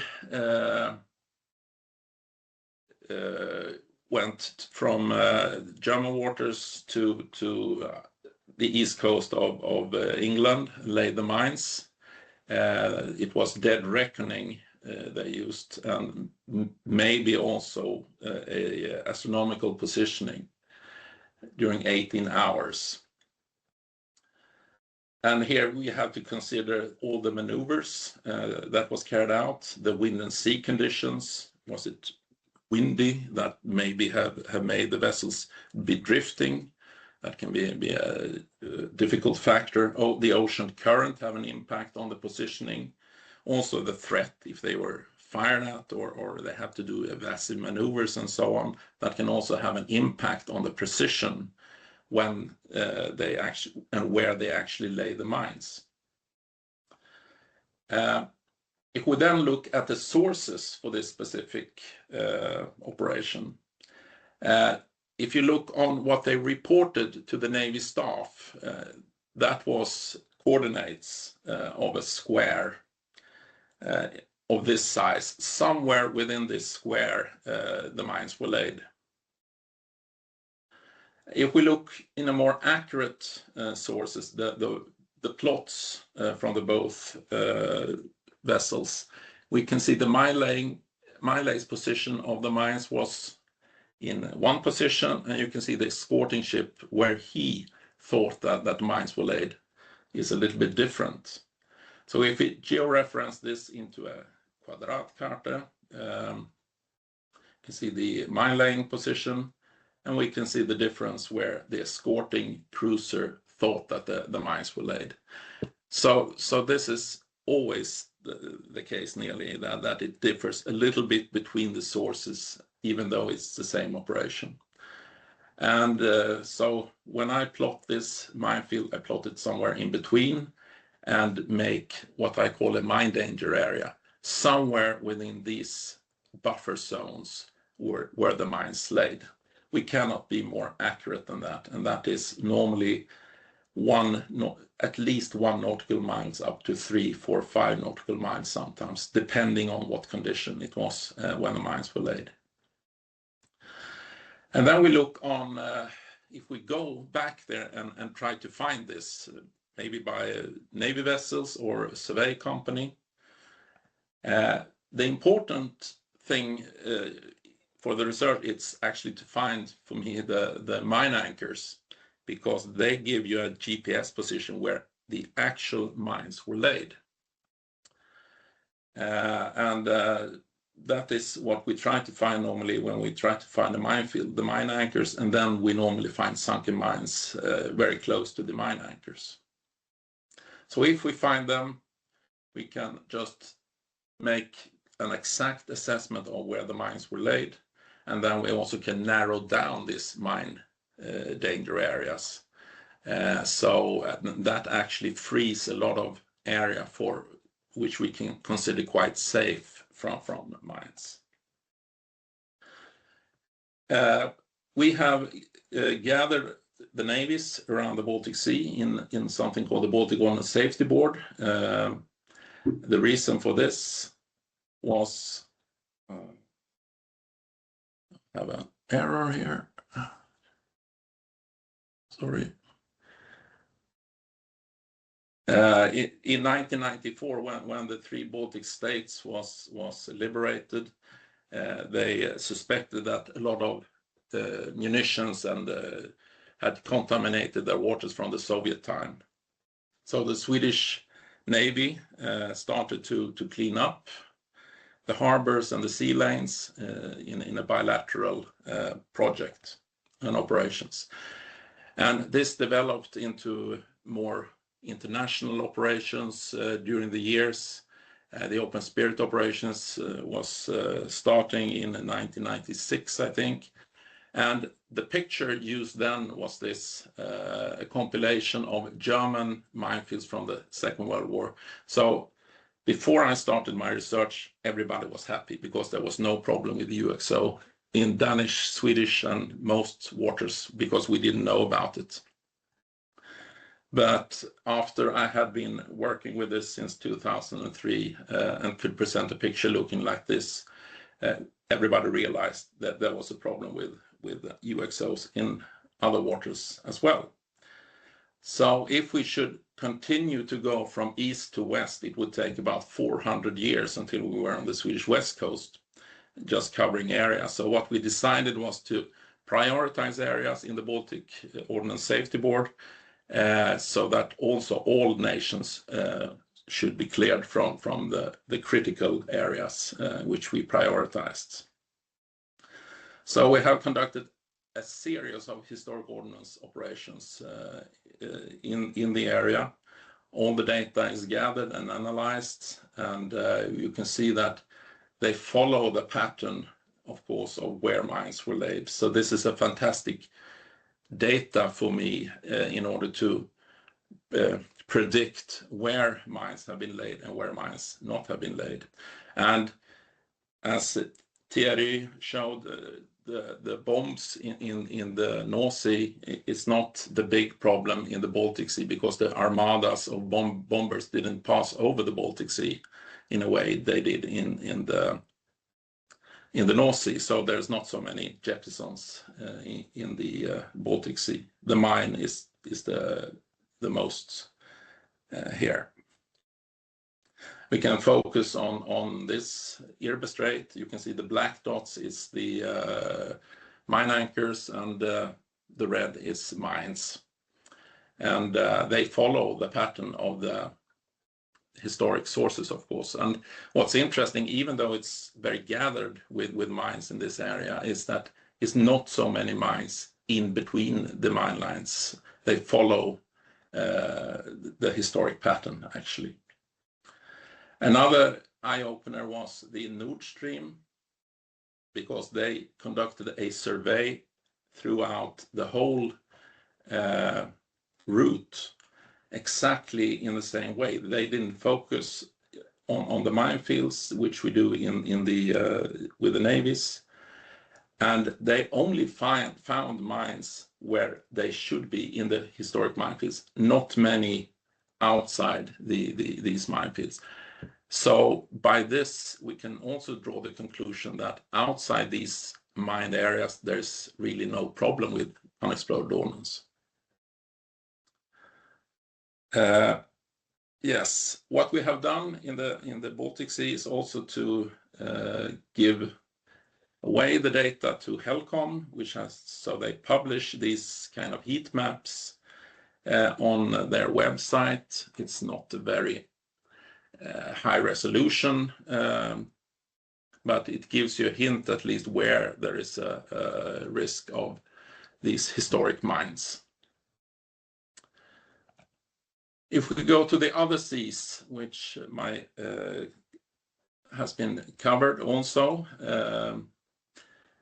in the Baltic Sea, I represent the Navy, and outside I have my company, UXO Intelligence.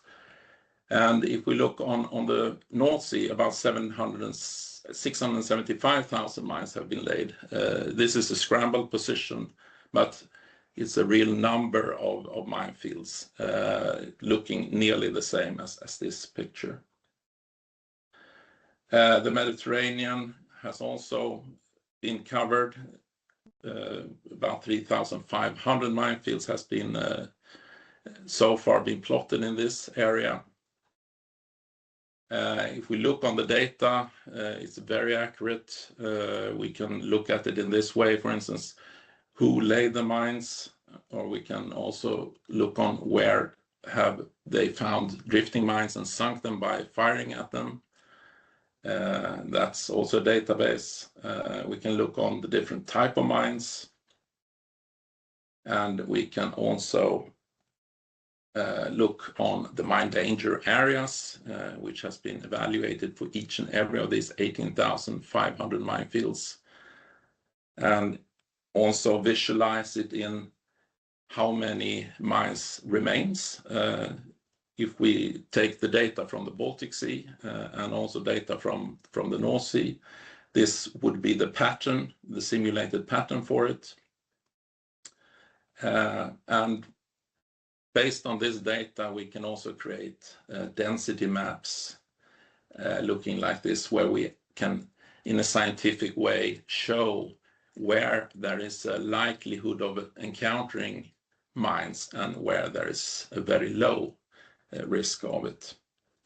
So this is just a project also I have supported, just to visualize how to visualize the risk areas of UXO. In this case, it's a little bit of mixture. We have you can see maybe the black lines passing through the area.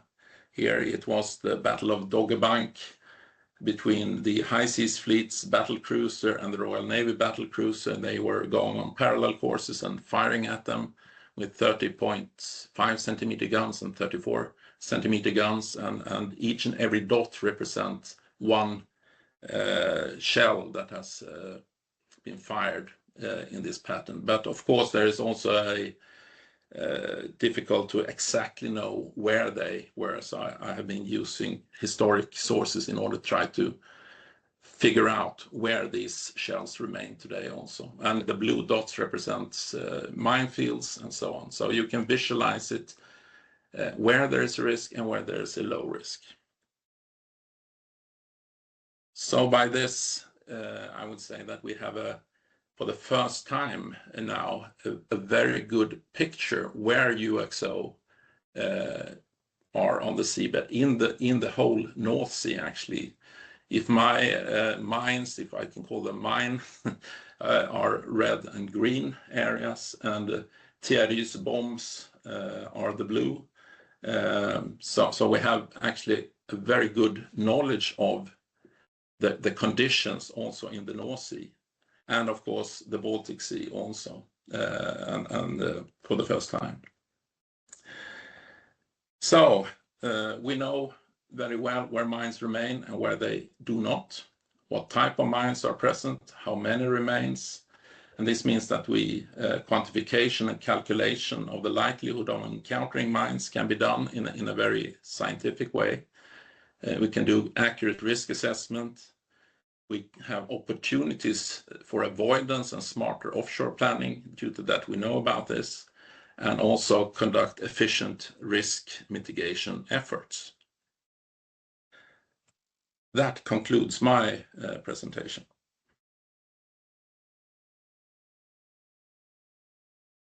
Thank you, Gunnar. Also, thank you for being quick with your amazing presentation. And still and as you were like so quick, we can have maybe ask for one question from the audience before we move to another speaker. So if anyone has a question, please raise your hand. And it's Paul again. Thanks, Paul. And more out of curiosity, thanks a lot, Gunnar. Those ground influence mines, what kind of depths, like, are they, like, where they possible? I mean, we know, okay, the Baltic is more shallow, but is this in other sea basins also an issue, or it's just for the Baltic?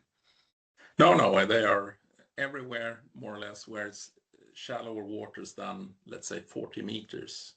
Okay. So deeper than 40 meters was not so normal that they lay them. Interesting. Thanks a lot. Okay. More questions? If not, oh yeah, it's Aaron back, please. Yeah, thanks. Yeah, Gunnar, that was really interesting talk. Actually, all the talks in this webinar have been great. I find it especially fantastic that your data have flowed into databases like HELCOM. And I have the sense that I work on the environmental side. So actually doing the environmental search and so on is like looking for a needle in a haystack. And it's impossible to have the kind of coverage that you've gotten with the historical data. So I'm kind of curious, how do you balance the amount of effort it takes to generate all of this information with how do you actually share that data? I mean, certainly for you and for Thierry, who have private companies based on this data, how do you balance the need to support your own company, but also to distribute this information a little bit farther? Well, in the Baltic Sea, everything is owned by the Navy and so on. So it's publicly available because I've done it during the Navy umbrella, of course, as a Navy officer.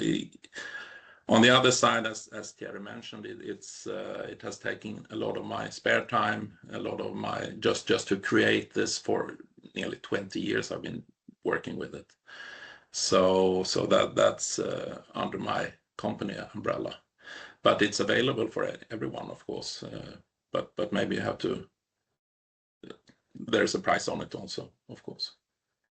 Great, thanks. Okay, so I guess we can move to our next speaker now, Uwe Wichert.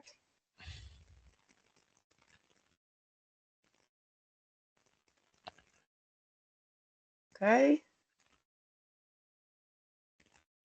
Okay, thank you. I will introduce me. My name is Uwe Wichert. I'm a retired Navy officer, mine warfare, and I work now 30 years with the old ammunition from the First and Second World War in the Baltic Sea, in the North Sea, in the Mediterranean Sea, a lot of areas in the Europe waters. I support the disposal of 863 mines, bombs, torpedoes, artillery shells in the Baltic Sea, and some more in the other waters. So I have a good experience of a long time. Now I work as a consultant for some projects, and I'm a member of the German expert group Ammunition at Sea. My part for this webinar, and thanks for the invitation for this, is I will speak about historic genetic reconstruction, and I will show what is necessary, what is due with the HGR. And in the beginning, we need for the HGR some informations. All data are necessary and important, and we must at first identify all the papers, all the informations. If you see maybe the papers, books and so on, then we will collect it and bring it in a special form for a local area, for an event or so on. With all the data, and I say all the data, not only one or two, all the data, we make an analysis and we can look in the assessment in cooperation with the data from now research or found or research things about special points or wrecks and so on. And we have nearly a complete overlook about the situation. The next, please. At first, for the first overlook, books are very helpful. And if you see in the books datum, numbers of ships, or a story article by authors or reports and so on, it's a very interesting point. It's a good basic line, but not all the books, not all the parts have the same basic level. I'll show here 3 different books. From the left, the Deutsche Marine im Minenkrieg. It's a very interesting book. The group of authors take a lot of other articles, book and so on, and only a small number from archives. And they make a very, very good and interesting story about the First World War. Yes, it's interesting, but we had no direct information basic on reports or papers in archives, construction plans, and so on.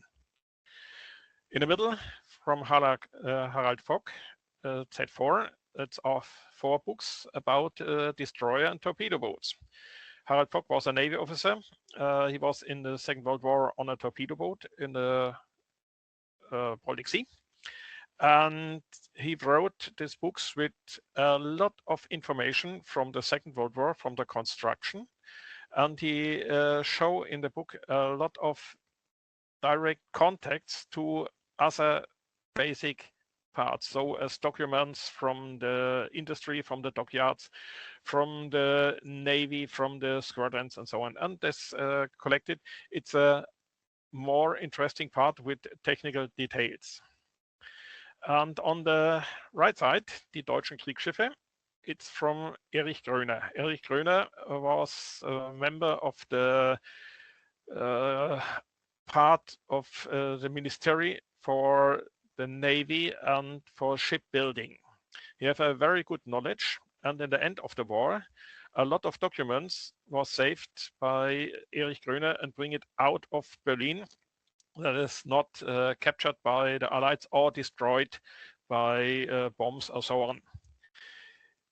After the war, part of these documents were destroyed in the home office from Gröner, but he have the connection to other parts, other persons from the former time, and he make a very good overlook in 9 books about the ships, the data of the ships, length, weight, ammunition arrangement, fuel, and so on. And I checked it, this part from Gröner with documents from the military archive in Freiburg. And the military archive have a special, in the moment, not public overlook about German ships. And to 96%, the data from these documents are the same exactly in the books from Gröner. And maybe it is possible that Gröner works with these cards and with documents, or he was owner from this and give it back after the work to the archive. That archive check this point now. Okay, the next, please. But other side, the third part is if the books and the overlook, it's the documents in the different archives, not in one archive, it's a different archive. And here 2 examples from the German military archive. On the left side, it's the war diary of the torpedo Schnellboot flotilla or torpedo boat or destroyer flotillas. It's all stored. Nearly 51 kilometers of documents about the Army, Navy, and Air Force, First and Second World War, and time before in Freiburg. On the right side, 1 page from a document from UK, from the National Archive in Kew. It's from the Admiralty. It's 1 page about the position of a dumping area. You see the white field in the right corner, that it's necessary, it's a safety regulation in Germany because we have knowledge about 2 parts that old ammunition were recovered by terrorists, by the mafia, and was sent it to terroristic attacks. And for us, it's now a safety rule. We give not exactly position. So in the other one, I have closed the last part. The next one, please. In the example for the historic genetic reconstruction is the Operation Vikinger. It was in the 22nd February 40. 6 destroyers were sent out in the North Sea to captured or send away a British fishing vessel. The 6 destroyers were fulfilled with ammunition, with all things, and sent it out. And the they have a course from Wilhelmshaven, nearly Heligoland, to the estuaries of the Ems, and then in area with a mine gap between the called Westwald mine lines. The Westwald mine lines, it's the red dots, it's mine lines laid in 39 and 40 by the German Navy. And in the middle, in the cross, that it's the gap, and they was the course for the destroyer in the gap between the both minefields. The German Navy have no knowledge that the Royal Navy laid some days before a closed mine line in across the gap to this minefield, that it's the both black lines. And we see in the north a crossing with the German and the British mine line, that it's the same what Gunnar explained in the presentation, with navigation problems, no GPS. The ships are going out and have maybe the last position from the harbor, and that organization, and we have a mistake. So I put it in this map, the overlook and the coordinates from the reports, and we see that it's not the exactly position, but on the exactly position, the black cross, that was a disaster for the 6 German destroyers, unknown that the Air Force make in the same night attack aircraft, Heinkel 111 bombers, started from Germany to attack ships in the British waters. The Air Force have no knowledge about the destroyers, and the destroyers have no knowledge about the Air Force action. So both situation goes on side by side, and one Heinkel bomber have optical contact to ships, and think it was a British ship, and attack with 50 kilogram SC-50 bombs. At first run with 4 bombs, and the second run the same with 4 other bombs. And they hit the destroyer Leberecht Maas with 2 bombs at 50 kilogram, one in the engine room, one in the backside. The ship was mighty damaged, and the problem was nobody have the idea what is happens exactly. The squadron make a turn, and in this turn the second destroyer, Max Schulz, hit a mine from the British mine line and exploded completely.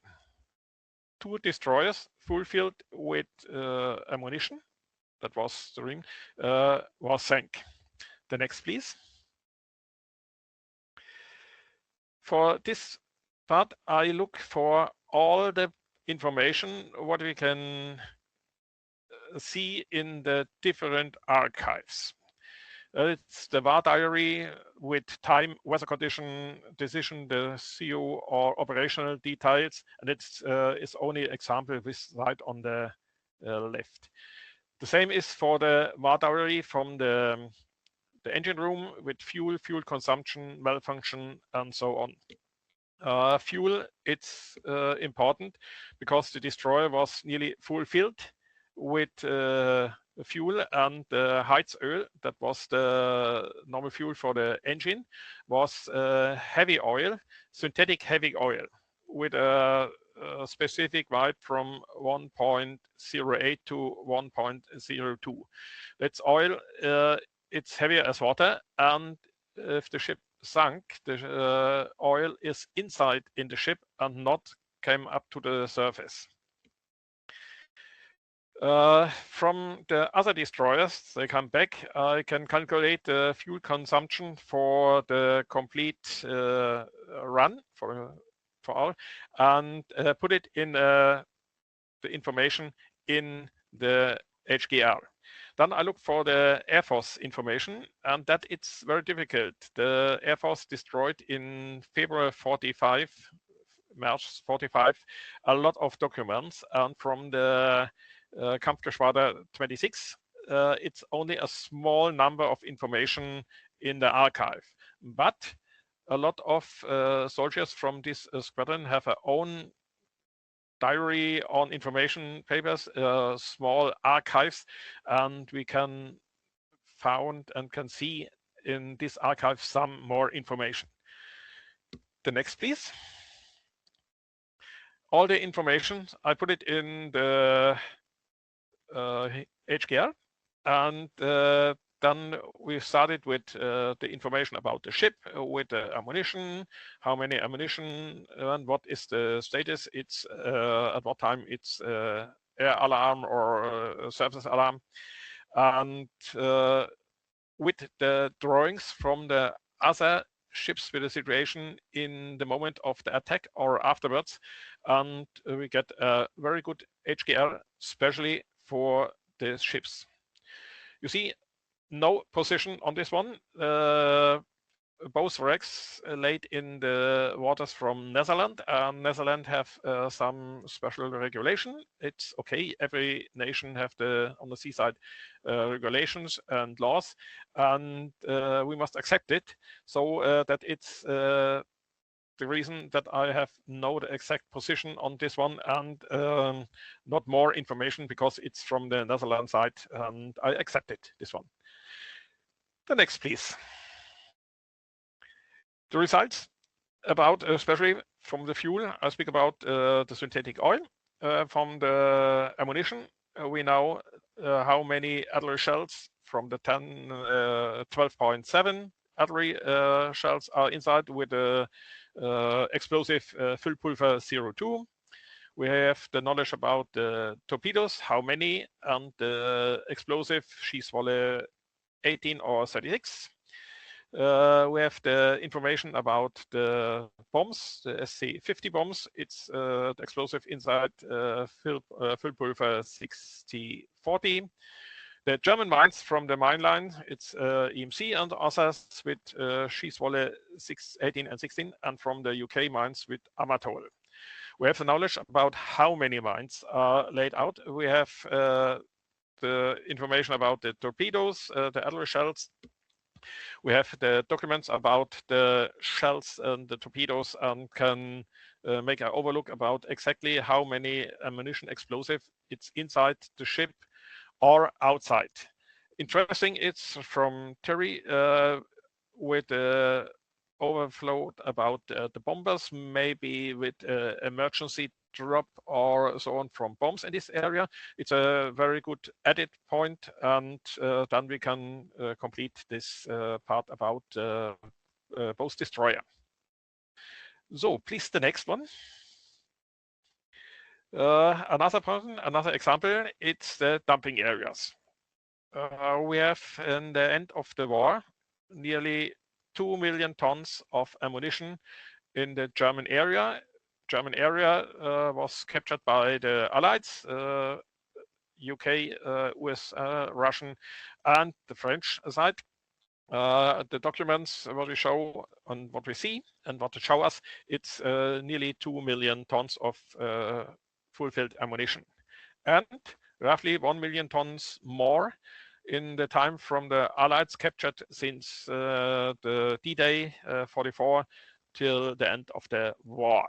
That's at all 3 million tons of ammunition. On the 1st July 45, before the Potsdam conference started and the decision was that ammunition will dump, the UK government and the Royal Navy take it up in the Baltic Sea, special in the Baltic Sea, 4 places for dumping areas. It's Falstaffgrund, Kapeln, then Kiel area, and the Lübeck Bay. And here by the position, it's exactly the same as by the destroyer position. The way is show to these areas with buoys that the shipping companies can find a way and can drop the ammunition in this area. The next, please. What is dumped in this area? From the archives are different informations. I have from the military archive in Freiburg the overlook about what is stored, and especially for in the mine storage from sea mines. That's nearly 1,200 sea mines and 3,500 depth charges. The depth charges started with 60 kilogram till 120 kilogram, and the mines between 70 kilograms or 75 till 580, and for the LMB 660 kilograms. Similar was the area in the naval mine depot in Trappenkamp. They have same lot of ammunition. And from the report, what is happens in Trappenkamp, they show us that more as 23,000 tons of ammunition from Trappenkamp were sent it to Kiel to drop it in the area of Kiel, Kolberger Heide. And that was only two parts from the part. We see from other informations that from Schleswig-Holstein, from the anti-aircraft area around Kiel, from the army, from the depot from Mölln, was sent it more ammunition to Kiel and to Lübeck to dump in the time from September. Started with a heavy dump September 45 till January 49 with ammunition dump in the German water in the Baltic Sea. The next, please.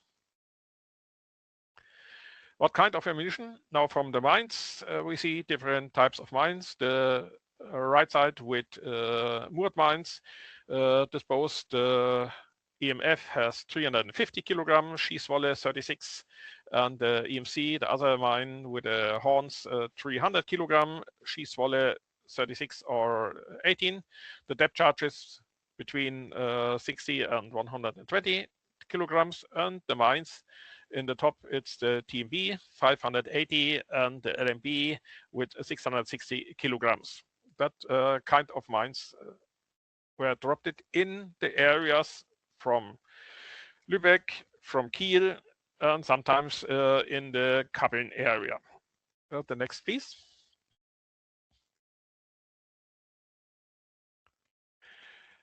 The information about the other ammunition is from the archives, from the depots. And we have on the left side overlook, it's page 4 from 6 about the ammunition from the Air Force. That it's the overlist about the bombs. The Air Force have infantry ammunition, anti-aircraft ammunition, special science. It's all 6 pages from this part. And that was the list from the 1st April 45, 1 and nearly a half a month before ending of the war. And it is information, if we looked about the number of the bombs, look to the technical details, and we see we have 435,000 tons of Air Force ammunition. But in reality, it's more. By this report from the 1st April, we haven't seen the report from one Luftgau. It's an area, 2 countries, so Schleswig-Holstein and Mecklenburg-Vorpommern as example, and 2 Luftflotte, it's a air group. They haven't reported. And if I looked and calculate from the paper what have the others, then we must put it 40,000 tons more in this, and it's at all Air Force ammunition in May 45, nearly 470,000 tons. The other side, it's from the Army. It's a special book from the Army. I've see here, or you see 3 slides from the Army side with the numbers of this kind of ammunition, what is described on the paper. On the down paper, it's 10.5 centimeter, and we have a part of some million shoot rounds of this explosive. We have the information about how many explosive kilograms it's inside in the Adler shell. We have the kind of the explosive. It's Füllpulver Füllpulver serum 2 at first, and some other mixtures with aluminium inside. We have all the information and we can see it. The site for the army, it's not completed in the moment because we have in Germany the problem that all the ammunition for the anti-aircraft was built by the Air Force. They were responsible, and only from September 44 on was Minister Speer responsible for the ammunition, and we must change what is after 44 September 44 reproduced, that they have a more number of ammunition. The same it's by the Navy. The anti-aircraft ammunition from the Navy was built by the Air Force, and the Air Force must send it to the Navy. And that it's necessary that we looked for all the other documents from the Air Force, from the Army, from the Navy before the end of the war, and we can check it how many ammunition was stayed in the end of the war and to what places it's come. And that it's the next way. The German overlook about ammunition, it's clear. We looked in the moment that it's since last year with a team about the Allied information, especially from the UK.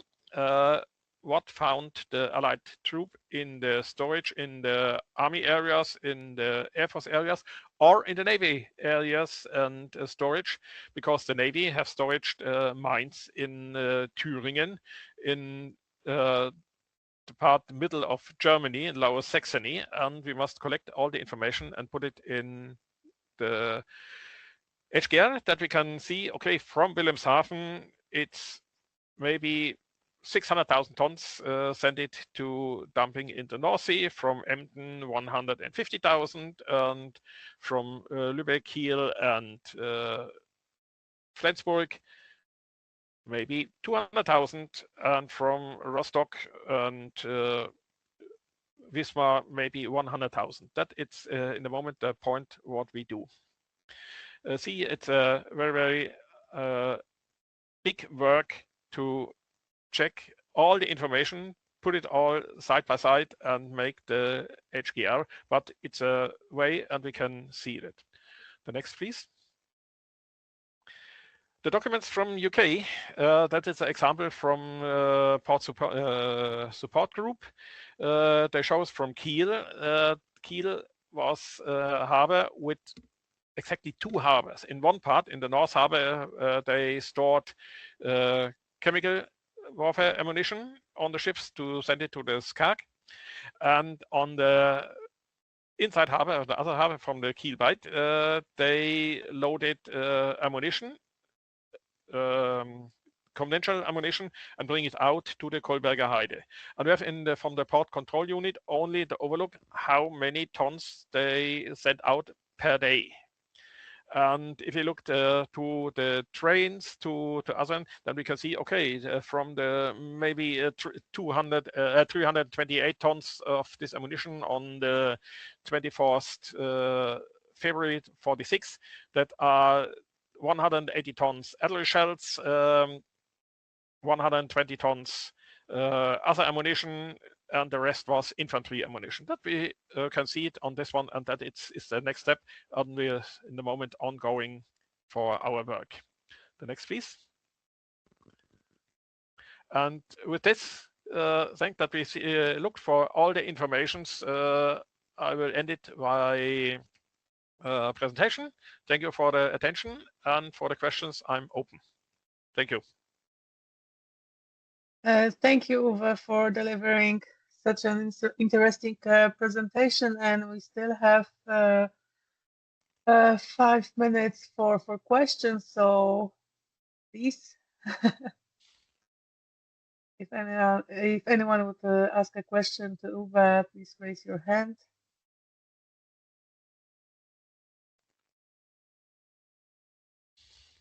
Don't be shy, please.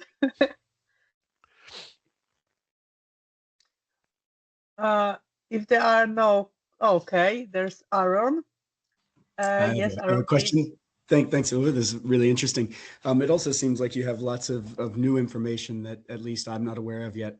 Do you have any plans to publish this, to make this somehow available so that this is all compiled and able to be used for the munitions work? I work for the government from Schleswig-Holstein, and all the work is collected in the government.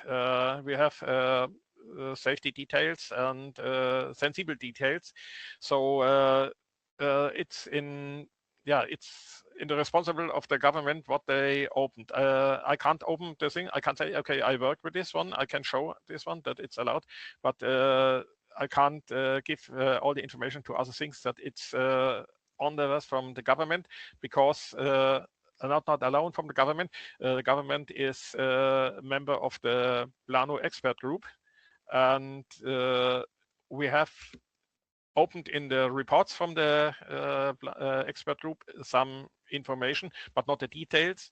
But the details, it's responsible by the government. And to MMinE, they are the right.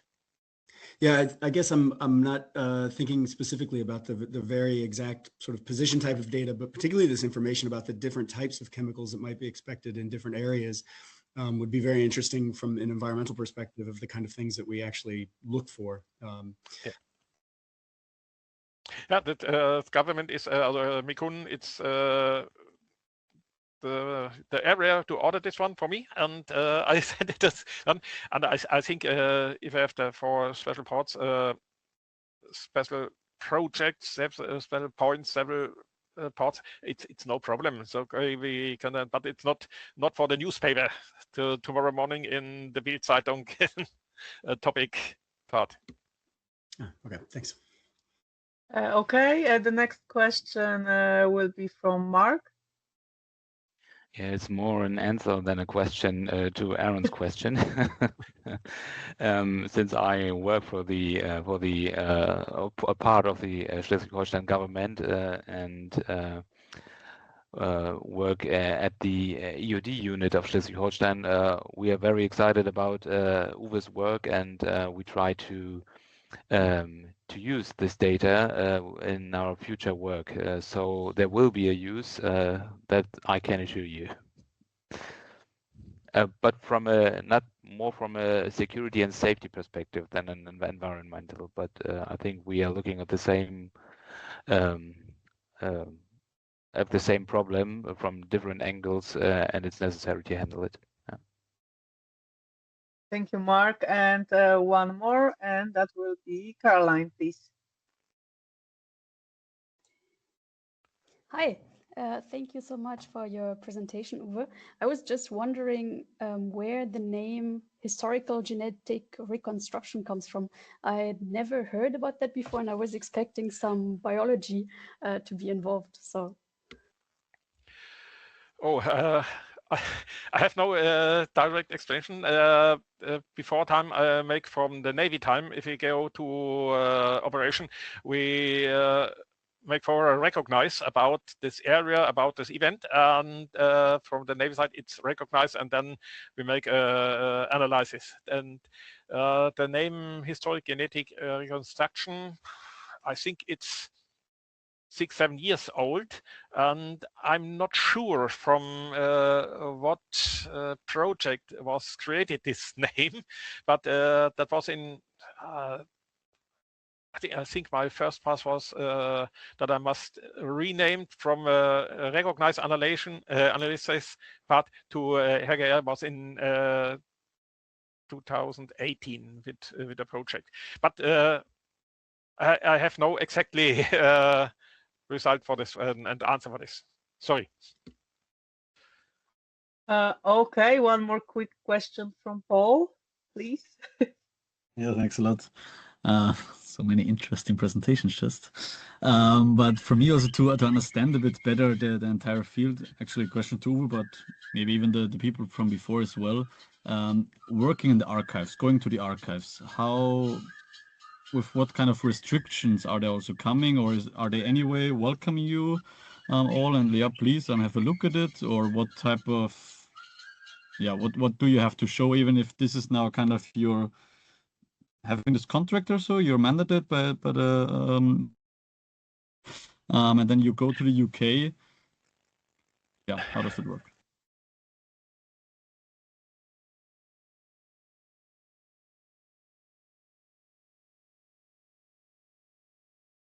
Well, I can answer that, Paul, if you don't mind.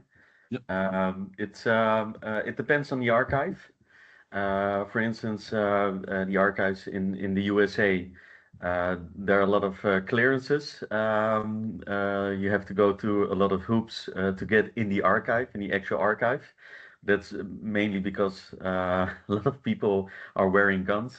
So that's normal there. But once you're in the archive, well, you're safe. And a lot of information from the Second World War is declassified. So that's not a problem. The only thing is the vast amount of data, of the documents, is so big, so huge that the archives, they don't have the funding to digitize it.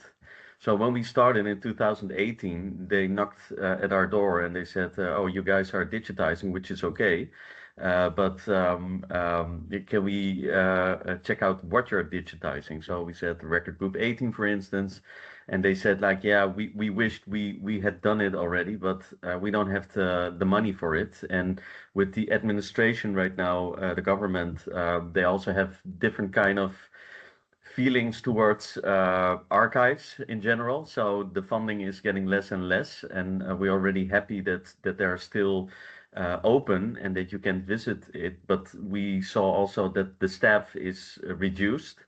So that's why we are trying to speed up, our digitization project in order to get as much as data as possible, because you never know when they start to close it, or it's really hard. On the other hand, for instance, the UK, it's an interesting archive as well, and they have other things or restrictions.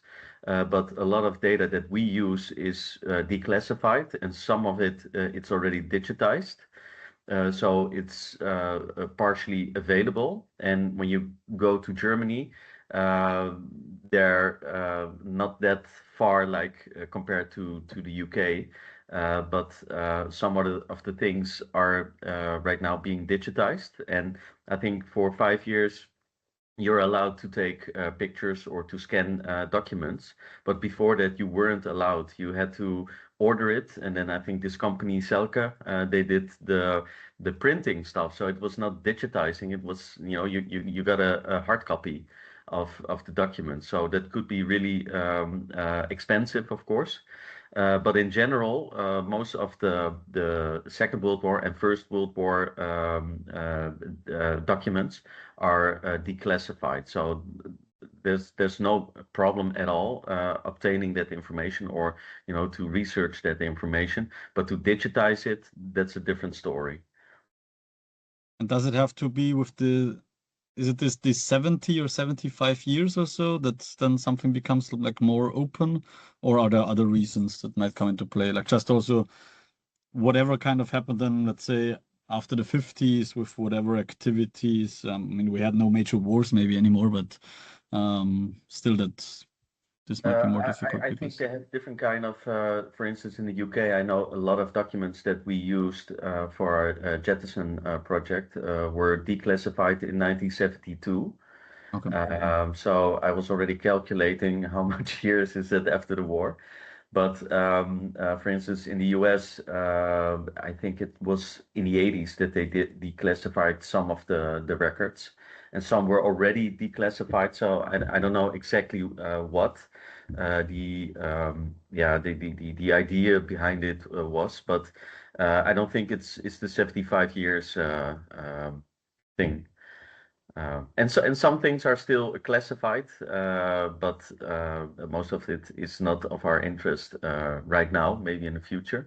But you see right now in the US that documents regarding the first Gulf War, they are getting released right now. Not all of it, because it's still a hot area, if I can call it like that, and not only the weather, but also the tensions there. They release a certain part. And I also know that, for instance, the CIA has also a lot of interesting information, and that kind of information is not classified at all.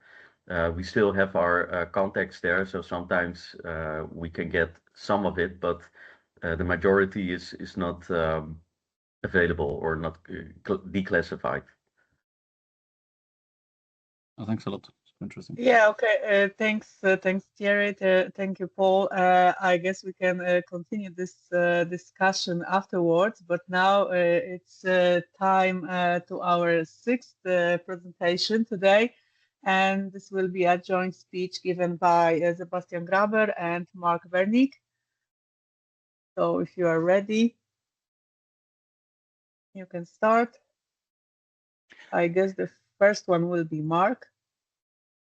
Yeah, that's right. I will share my screen, and then I will start. Just give me a second. Of course. Now you should see my presentation. Is that right? Yes. Yes. Oh, yes. perfect, Yes, perfect, right. perfect. Well, I give you, since you already said, we have a shared presentation, so I have only some minutes left, but I try to catch up and be in time. And I would like to tell you about the munitions information system we work with at the EOD unit, and maybe have some give you some information about our EOD unit itself. It's the unit of the federal state of Schleswig-Holstein. You know that every federal state in Germany, due to the outcome of World War II and the very bad centralization of power, the power is divided, and every federal state in Schleswig-Holstein has its own police, but also its own EOD unit. And we are the one in Schleswig-Holstein, and we are the only one, I might add, who shares coastal waters in both North and Baltic Sea. So this is an issue I will come back later on. And I will give you a short insight into our munition information system. The translation, the abbreviation in German is KIS and SH for Schleswig-Holstein. SH for Schleswig-Holstein. And afterwards, Sebastian will give you a short overview over our project, or an application we realized that, and there is since Aaron had a question recently, how we deal with historic data, this might be an answer, but Sebastian will give you more information. So let's talk about the EOD service in Schleswig-Holstein. We have a lot of working areas. This is just a short overview. We do aerial image analysis. We do surveyors, generally onshore and not offshore, but we also have a diving team. We have to handle munitions in our public's authorities area. It's called the internal service. We do controlling, since we are an authority, and we have to look on whether there's a well or a bad handling with munitions onshore and offshore. And we also do improvised explosive devices called IED, but I think that's not very important for our today discussion. A very, very brief overview of how we get in touch with the public. If you like in Kiel, if you like to build a house here, you have to get in touch with us by an application form, and the first step will be an aerial image analysis, but also an archive research, an HGR, as Uwe mentioned. I think my explanation for HDR is because Germans love complicated words, but maybe that's not the the correct answer, but that's how I will go with it. And if this historic genetic reconstruction is done, there's maybe there is a suspect of UXU on this area of this area, or there's no suspect. And if there is one, we do surveying measures, as you can see below. And this could be an area inspection, an UXU indication point where we have to drill and look for it in the ground. And this could also be mean there's a suspected water area like the coastal waters where munition is dumped. And if there is a suspect, we have to do discovery, of course, an UXU discovery, and finally we have to dispose it, we have to diffuse it, or we have to transport it, or maybe in some cases where transportation is not possible, we have to do a blasting, but also considering environmental issues when we blast. We do it in the military. There's sometimes this is no priority, but that's another part, another story. Okay, a short overview, as I mentioned, about the munition information system. It started in 2020. And it is a web-based application. It combines an administrative level. It's called the organizer, as we call it the organizer, and also it contains a rudimental version of a GIS, but only rudimental, just because it should inform, as the name might refer to. It's not meant to administer or to edit geographic data. And on the next slide, you will see a short impression of how the munition information system looks like. On the left side, you will see these I call it modules, it's different tools, and in this case the user is Ronja, and she has a different role, a certain role in this munition system, and whenever you have a certain role, you have specific tools to use, and it differs from role to role, and you have also this is the organizer you're looking at, and you can see when there is an application that we have to look on a suspected area. You can see how long will it take when there's the first step of analysis will be how many other applications are there, and you have to the opportunity to go into the data of this application. Not very interesting, but necessary. And then if you look, like to have a further look into the digital client record, how we call it, there's more information, more specific information concerning the area you're looking at, and this is where we manage, for example, all the files, all the data we are receiving, not only the application, but the outcomes of our measures, and also specific information below and about the location. And there's also a link, and you see it on the right window below. There's also a link to the geographic component in the system, and it looks like this. As I said, it's only to inform you. It is just to view at the data. You have these layers on the left side. As you can see, it has a focus on landscape, and we are currently working on the offshore areas around Schleswig-Holstein. and to get some more layers and to develop our system in general. And on the next slide, you can see how we compare our current satellite images with historic images. And this is one part of our work. On the first step, on the aerial image analysis, that we compare these different dates of where the images have been taken in order to get some hints about whether there is a bomb in the ground or even or there's none. And we do have, as I said, we try to memorize these different outcomes and use layers. You can see right here.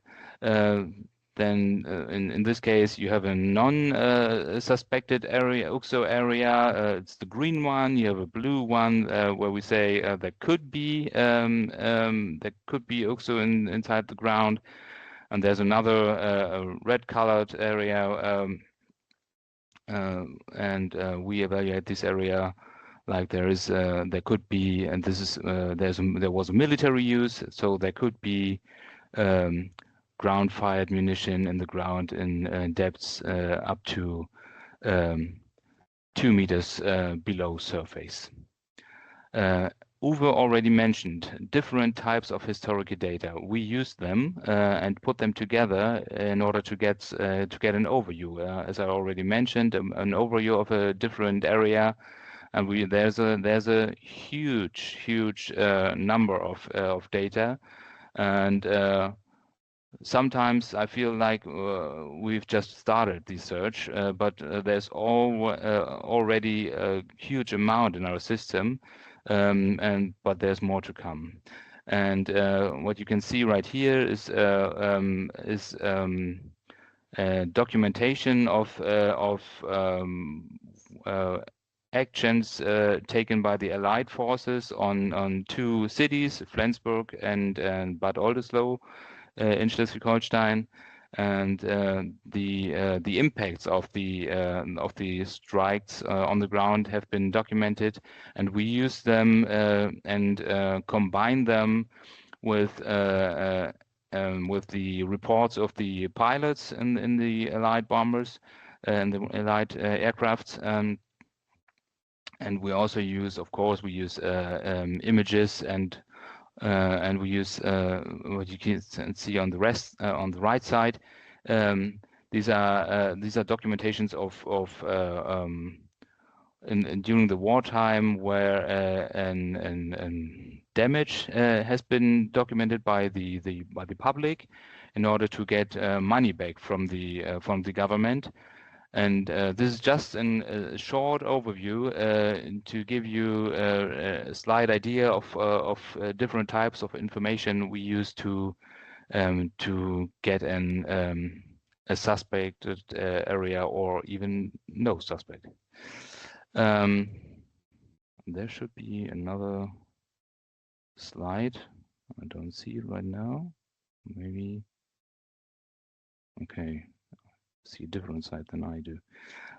Now you should see some examples of annual reports. This is another type of historical data we use. Our EOD unit is working, has started work just after the end of World War II, and there's a lot of information in our annual reports.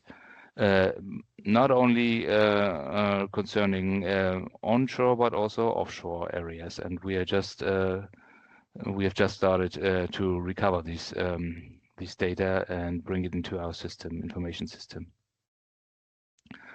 This is a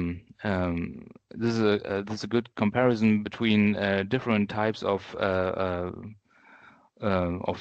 suspected areas in coastal waters. On the right, on the image below, above, you see the ship a damaged ship, almost sunken, but not yet, but not completely. And you see an impact from 2 bombs on the image below. And altogether, this also,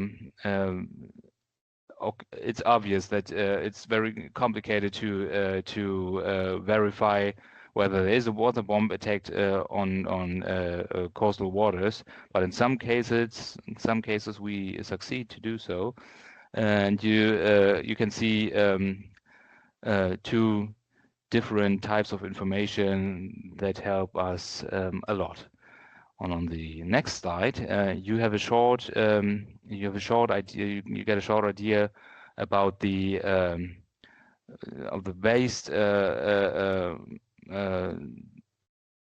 amount of information, and this in this case it only means historic recovered munition records, which means that every time one of my colleagues gets a call that there might be ammunition that has been found, he does that kind of report since the end of the World War II, and all combined, this information is are huge, and you can see you get a slight idea of this amount of the information on this image on the right side. Okay, now let's I have to hurry. You see, when it comes to munition in the sea, you see there's a complete different procedure to be established. We have, in general, there's the idea on how to get a suspected area is the same, but for example, the data heterogeneity, a complicated word, the sensor data is much more different, and it's our work, or Ronja's work, my colleague Ronja, who's also here today, it's her work to get all these data together and to have a database that allows us to have this established evaluation we already have on for landscapes for the onshore area, and to roll it out to the offshore area. And it's a lot of work to do. And there's a tool Sebastian will present you that helps us, but there's another effort of the government of Schleswig-Holstein, you can see right here, which is called MMinE-SwEEPER. It's should be a point of contact combining authorities, research, but also economy, and to get them together in order to build an architecture that provides all the information you need when you, for example, like to build offshore wind power mills, what's it called, wind energy,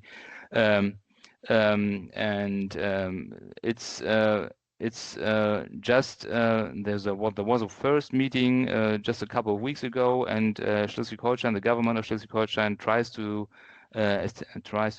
establish this platform and to have this single point of contact when it comes to the economic and ecological use of the coastal waters, and considering munition at the sea in this case, in this area. Okay, now I'd like to hand over to Sebastian, who has a specific project we are currently working on. Thank you. Thank you.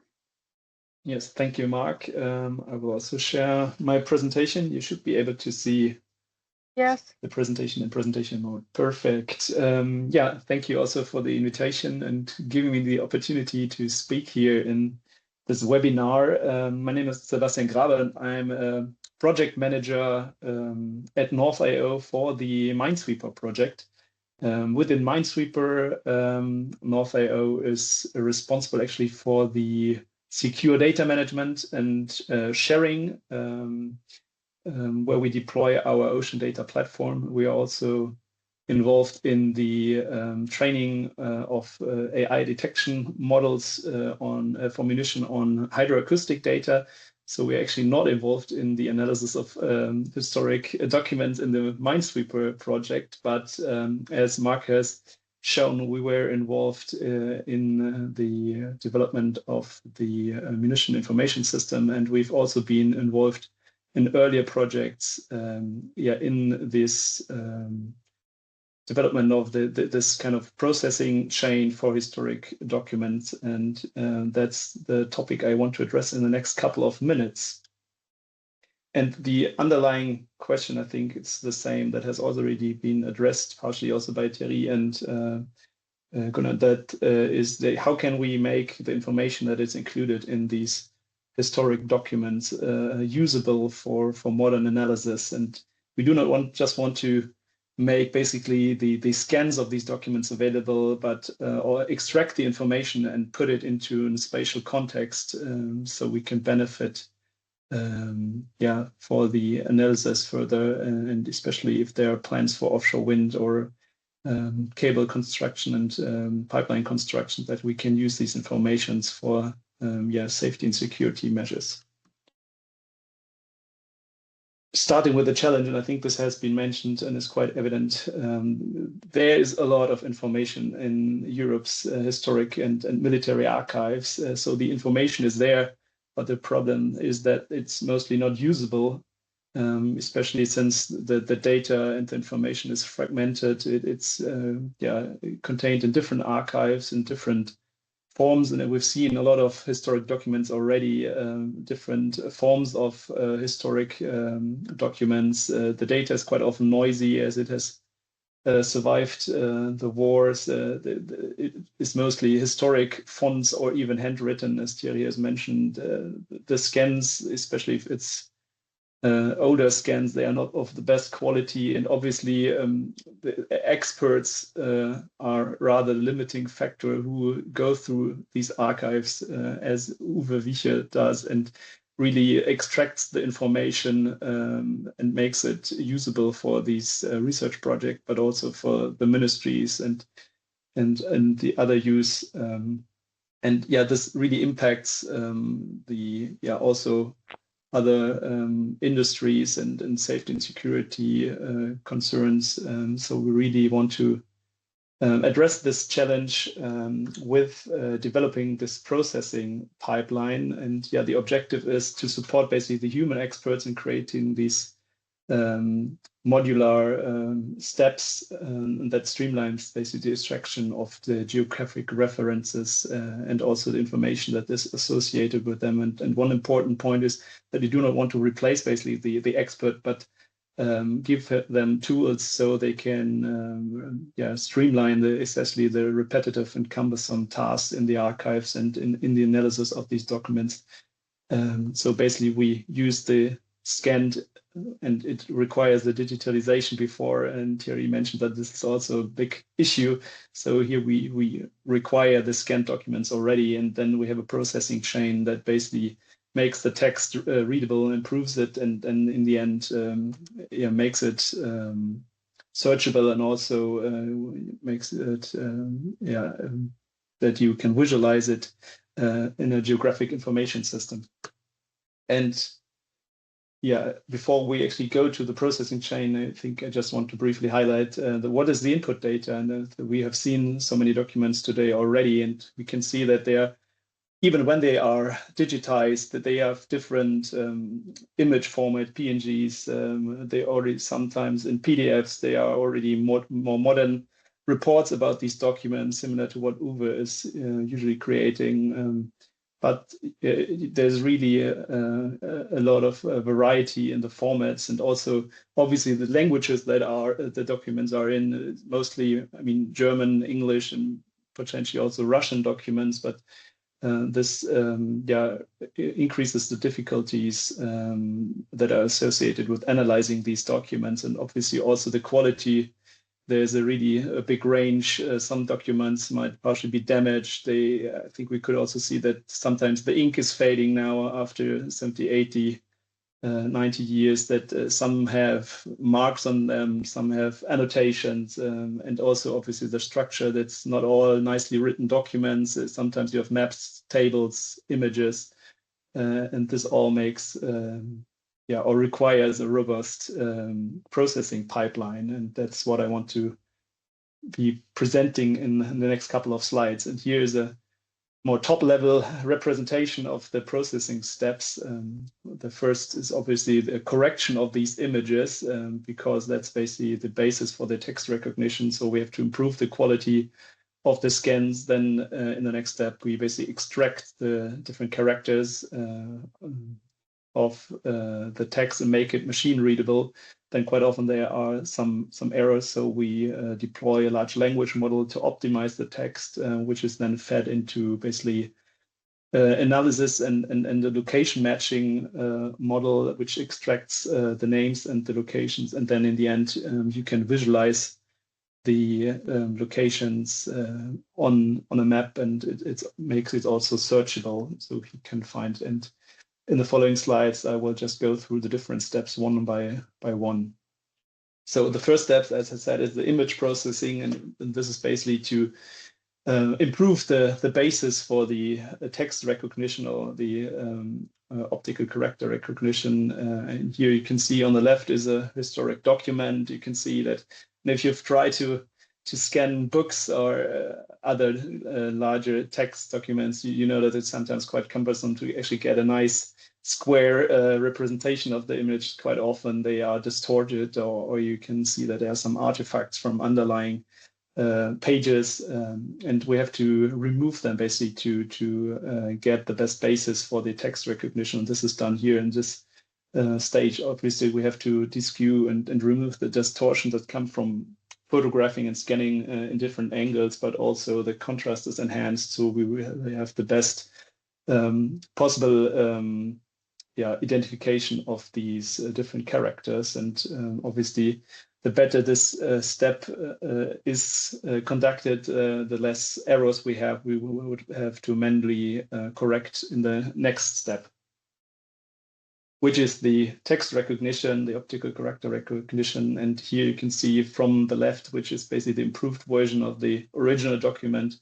You can see that it's converted, the characters are extracted one by one, forming words, which are then already basically able to mark them and search through them. But this process, as there are always some defects in the pages, or there's some errors, and some characters, especially like special characters, are not well recognized, so there will always be some errors, which have to be cleaned in another step, especially if you want to, and further down the pipeline, if you want to use them then for this location matching. So if you want to have the best results further down, you need to employ basically the next step, which is the optimization with a large language model. We employ Llama right now, and here you can see just illustrated this, that the yellow, the errors are basically removed, and the errors are fixed. But obviously, when we deploy a large language model, we may have to make sure that the original information is maintained. So we do not want to add any information and hallucinate and add anything that was not there. So keeping this or maintaining the transparency from the original document to the extracted text is really important, and this is also visible in the processing pipeline and how it is implemented in the Ocean data platform. So you'll always be able to go back to the original document and see what kind of text position has been extracted at what kind of the source document.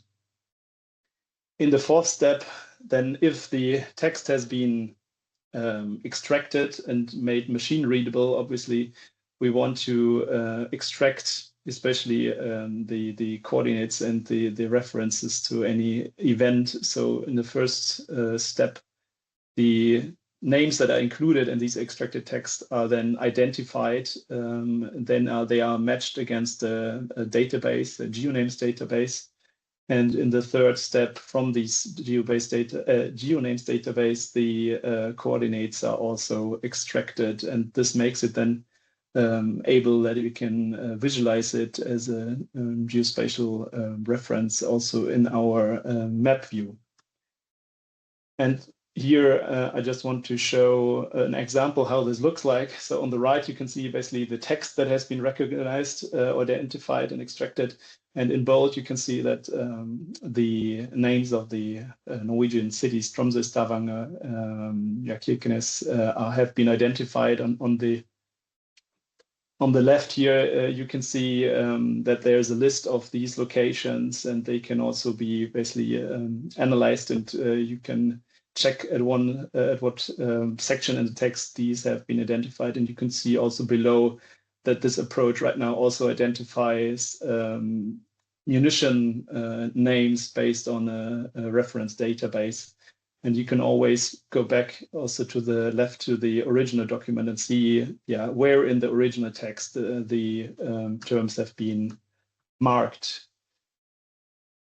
And with that, if this has also been done and the geographic, spatial information has been added basically to these names, you can also add them to a map in our ocean data platform, which is illustrated here just by the screenshot. And obviously here from the document, you can see that they are obviously in southern Norway. There are some cities that have been marked, and also Tromsø in northern Norway. And you can click on these points, and you can go back basically to the original source document and check, in what context this city has been mentioned. And you can also use the full text search in the tool to basically search for the city names or the ammunition types and find documents where this has been mentioned. But you can also use the GeoSearch tool to basically search for the points and then go back to the source document, which makes it really nice for especially larger archive bundles where a lot of documents have been added, and it's rather cumbersome to go through single documents individually. Yes, and in the end, I mean, we want to prepare and develop a robust processing pipeline that allows experts to analyze and streamline their work, and in the end enable them that they can focus more on the validation and the extraction of the information and the final assessment, rather than doing these really repetitive tasks. And to give a brief outlook, as I said, the OCR and also the first imaging processing step is a really important stage, and there are still some errors. So we want to improve this, that the quality of the text recognition is better but we're also working on scaling this process as it still struggles with really large data set and the simultaneous processing of these. And in the end, we want to keep this transparent process for the expert, that they can still validate and assess what has been extracted from these historic documents. And with that, I would like to close the presentation, and I'm open for any question. Thank you, Mark. Thank you, Sebastian. So as you can see on our agenda, this was the last presentation planned for today. So I would like to thank our speakers, Jacek, Philipp, Thierry, Gunnar, Uwe, Sebastian, and Mark, for delivering amazing speeches and showing really nice presentation. And now we have some time for discussion. So please, if you have any question. Okay, I see the first hand. Dorothy again, please. Yeah, thank you. I have several questions, but I'll start from an end. First to Sebastian. So, of course, very, very impressive work of all the archival data. But I was wondering what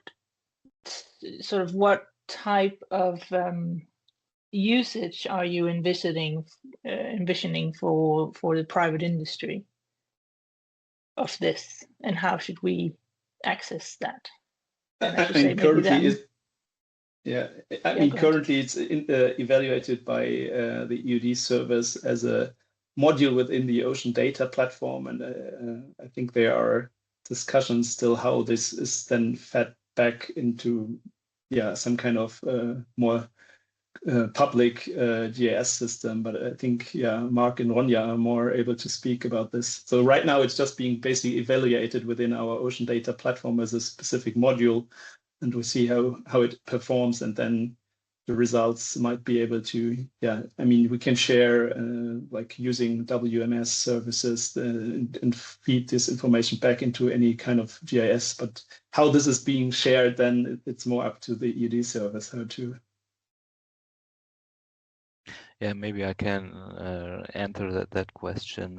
We're, as Sebastian already mentioned, we're collecting this data in order to do a risk assessment that bases on the most complete database.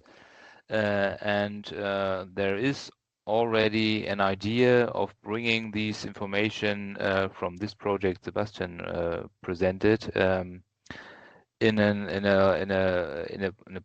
platform that is shared with various institutions coming from the economy, coming from the research area, but also other authorities.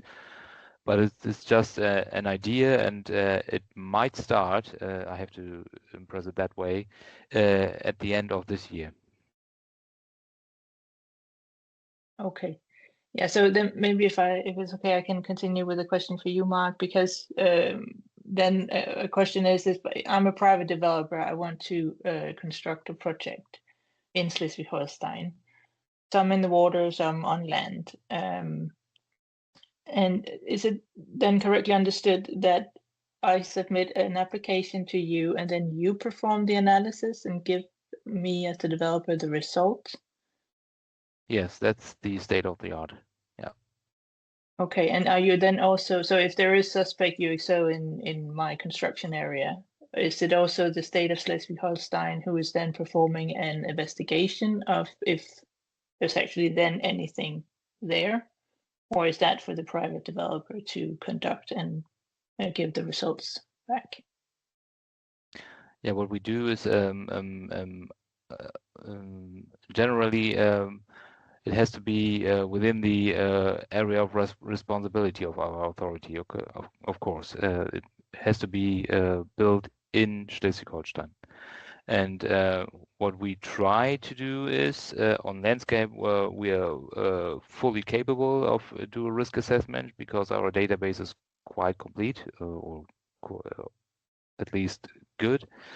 And we're working on that for the coastal waters, and the legal base for both areas is the same. You have to get in touch with us in order to get a risk assessment and get an answer, and you will receive that for coastal waters too. That I can assure you.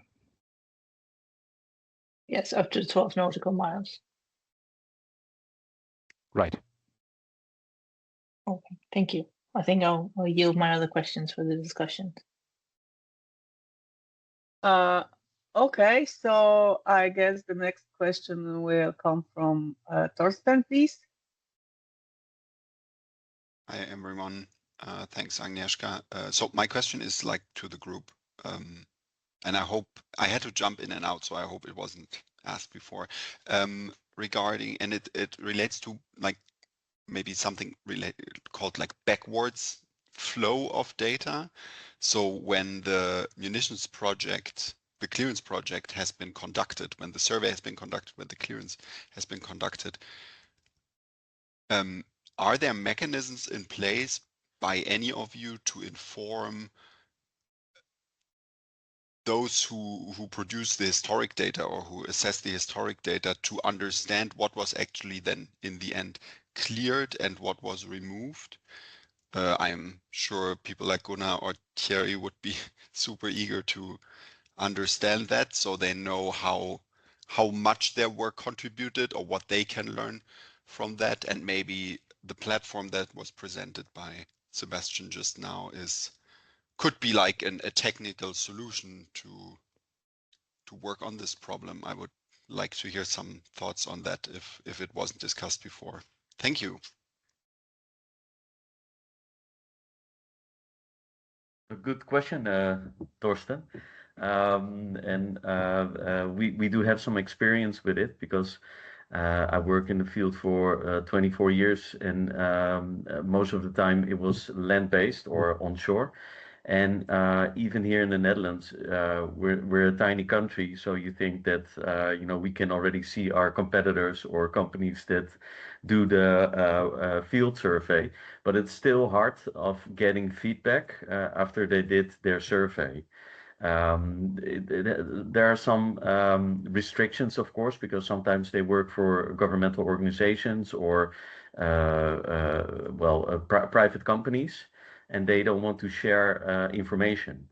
So that's one thing. The other thing is also people are busy. They don't have time, to share, the information that they got from the field survey. So what we do most of the time is to call them. Like we know that company A did the field survey, and we just call them and say like, okay, who's doing the actual excavation on land? Right now I'm talking about land, and then we know who does it, and then we know in that sense it's a small country because we know all the players here. So we will call them like, hey, we heard that you did do this project. When do you have the excavation work done, and can you give us the information? Can you keep us posted? So in that sense, we are trying for years right now to say to the companies who do the field work, hey, people come with feedback so we can do our job better and better in the future, to see if what we do, if it's good enough. And I imagine that at sea it's actually the same a little bit, but yeah, it would be great that if we could exchange information with one another. So yeah. Good question.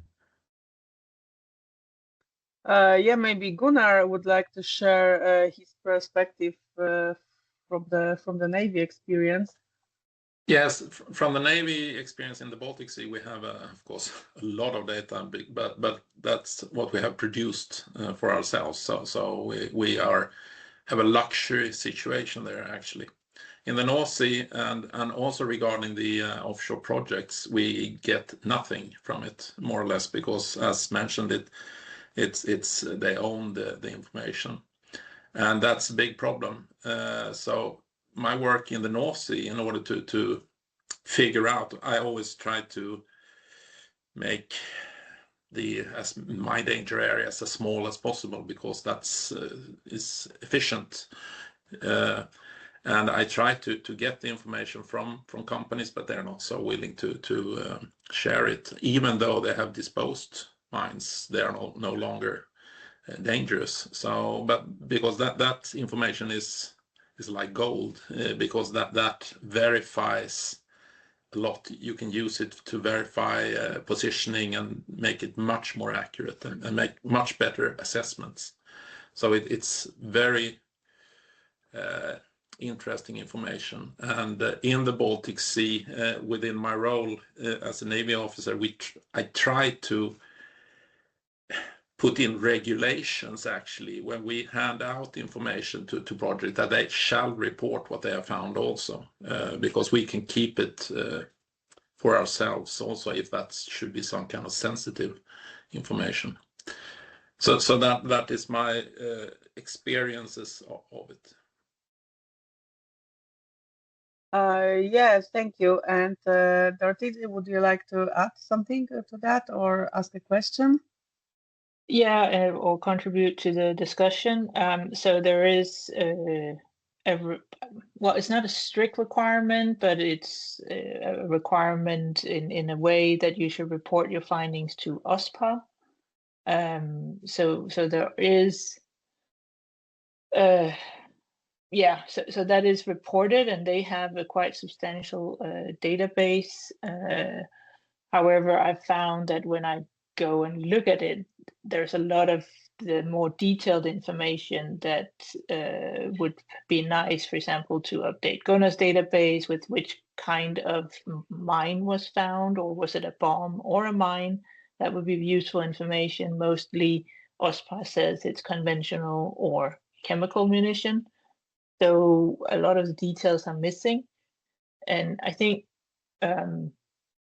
again, from the private developers' perspective, there's so many different players in the market. It's very fragmented. There's not one big organization with a common goal of recording all of this information so that everyone can benefit. It's very fragmented, and that's also why a lot of companies, I think, sort of keep the data to themselves, because there's no EU requirement to report your data. So to get into a common database, also when you are looking for historical information, it is up to private entities like UXO Intelligence or Bombs Away or some of the others to have a very good database, and it's a competitive market. So it's also very difficult to actually know if you're getting all of the historical information, because no one is, there's not a common body who's responsible for that. So I think I don't have a solution for it. I would love there to be some more coordinated archives and data to be used for the private industry in this matter. Yes, Sebastian, please. Yeah, just wanted to address also Torsten's question. So the system, or this processing chain I presented, is not really viable for this. But I mean, in the other project, MuniMap, Boardtrack, and Remarco, we developed these kind of this web-based risk assessment and management tool, which to some extent basically offers the functionality that you mentioned, that you at least can somehow track the development and the progress that had been made with individual sites or racks that you create in the system. But then I think, again, it's also the question of like international organizations adopting this tool, and then also you having access to the data that's in there. So I think there are a lot of open questions that have to be answered on a broader and also from a legislation and regulatory perspective.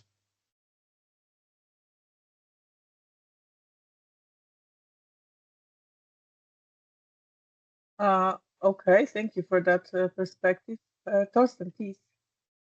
Yeah, just one maybe final thought to that. I find this very interesting that all of you are stressing how important this data would be to find out about the results and how this could improve the overall process.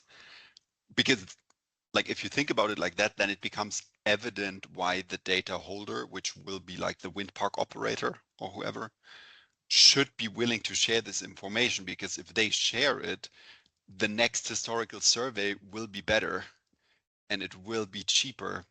Like they will benefit from it. So I don't know, maybe that is like the case that one will have to make. Obviously, that is something that will have to go on for like 5 to 10 years until you can really feel the benefits of this, probably. But yeah, I guess this would be my line of thinking in that regard. Thanks. Yeah, Dorte, please. Yeah, I totally agree, Torsten. But the problem is no one is forcing the private companies to submit the data. There's no requirement in any permit anywhere that you have to submit this data. And again, it's such a fragmented approach across all of Europe. So I think the only way to really get this more streamlined is for EU to come in and say, we wanted it like this for all of EU countries. We want to have the data reported here when you find something. You need to provide this type of information when you report your findings. And it goes into a database that everyone then has access to, or at least can pay like a license to get access to. Because of course, there's a lot of companies who spend a lot of time and money developing these archives, which are very valuable for private developers to get their data from when assessing the risk for a project. But of course, it's not, we shouldn't just give that free for everyone, but it would definitely benefit if there are more overall guidelines and requirements in the area of historical information and reporting of findings. Yeah, I think we can all agree with that. Paul, please. Yeah, it's also just adding to that. It's a bit sad that we have the discussion maybe right now, and not like 2-3 months before, but maybe we still have the possibility to kind of put these thoughts forward, because right now there are actually those consultations on this Ocean Act, which is a revision of the Maritime Spatial Planning Directive.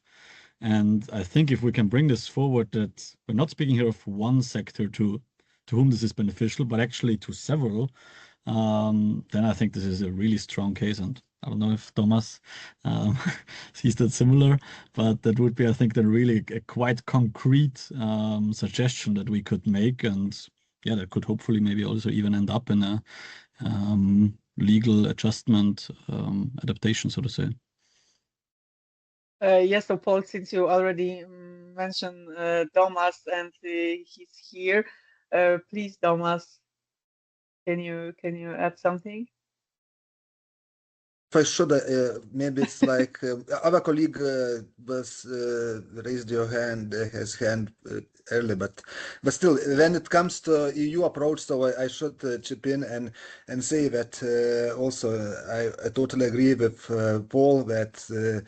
Yeah, it's an opportunity to all of stakeholders who are dealing with UXO to put some input in the upcoming Ocean Act. It's update of the this Maritime Spatial Planning Directive, but still in another time we start developing UXO strategy, and the public consultation, the structured consultations already started among the member states, and member states, not of all member states want that the sharing of information of data could be among the member states. So it's like we can discuss about the layers, about other things, but the sharing of information should.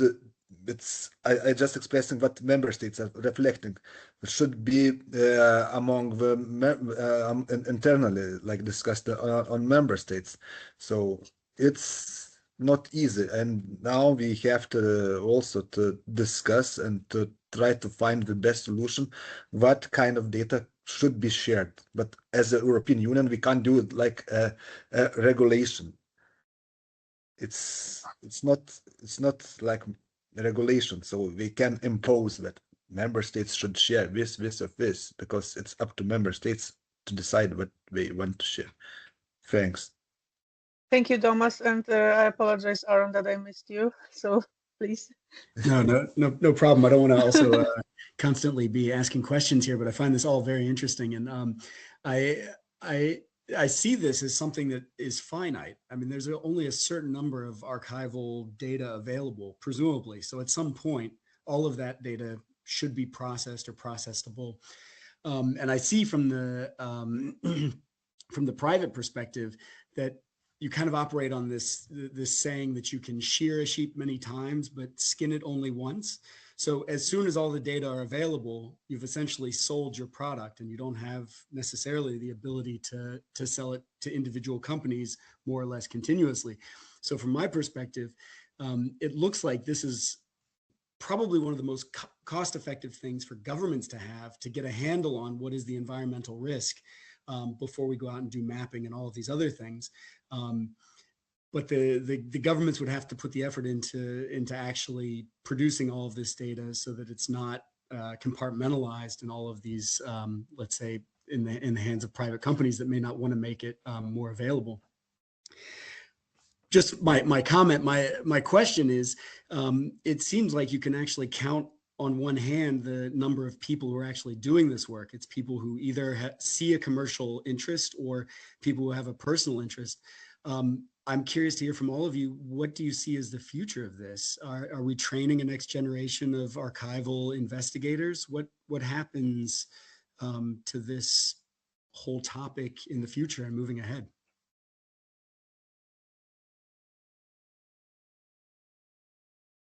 So any voices from the audience?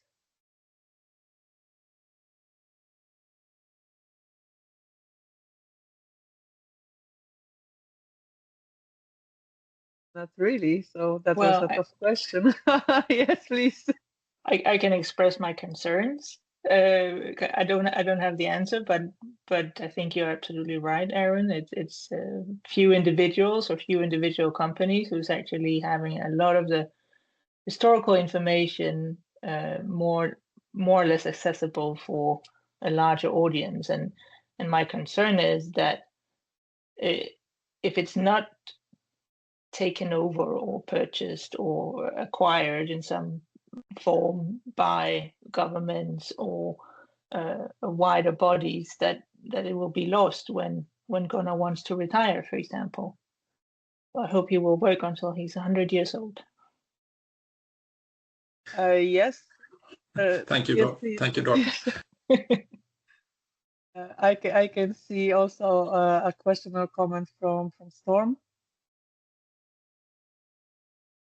Yes, in regard with training for the next generation of things, obviously some companies like Gunnar's are man's companies like Bombs Away or Ordtech are of course a little larger, and certainly at Ordtech we are currently training new assistants to carry on this work. However, disloyal as this may seem, I would also agree with Doretta that realistically the government should be purchasing or acquiring this data themselves if you want the data to continue. I mean, if something happened to Gunnar or Bombs Away or Ordek went insolvent, you know, what do you do with that data? Yes, it might be sold on to another set of private companies, but if we really want to tackle this, it should be repositorized in a central repository somewhere. But I don't see it happening given the commercial interests at the moment. Thank you. Gunnar, please. Yes, in the ideal world, our data should be owned by the public, of course. It is a little bit like that in the Baltic Sea. It's two different worlds, I would say, because all the data there has been done by the government. So there's a better situation there. Yes, my company have a big chunk of it, and it's available. Everything is available, and it's just a discussion. And it would be fantastic if someone could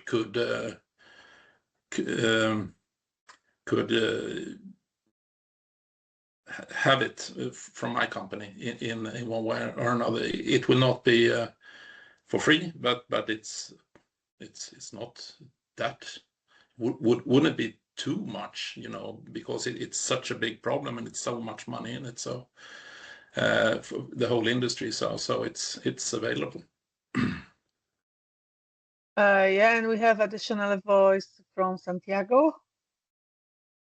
Yeah, I don't know if you can hear me properly. Yeah.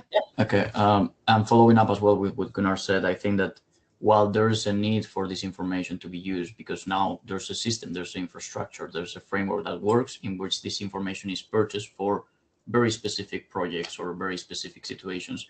But, and we have discussed this with multiple times already, in the case with Gunnar, also with Paul, that there is a need for an awareness, there's a need for to create an interest for this information. At the moment, it only exists in the current existing framework, but it doesn't go to a bigger scale. So this is one of the main objectives that should be achieved in projects such as in the case of MMinE-SwEEPER or Remarco, that there needs to be a raised awareness among government officials, among international institutions, that this is something that needs to be worked on or work with. Therefore, you can create this sort of like circle in which this information can be purchased because there's already a societal interest for it. But one thing that we have realized in participating in multiple forums of these characteristics is that the community that works with UXO is relatively small. There's not a broader community or societal approach or interest about the topic, rather than if you're specialized in certain fields such as the offshore, maritime security, historical research, etc. Once that goes to the broader public, that creates that effect that can lead to a more broader approach or broader interest that can benefit everyone in this room, I think. Thank you. And Gunnar, please. Yes, you can always, as I showed, you can visualize the problems in different ways. You can make it more or less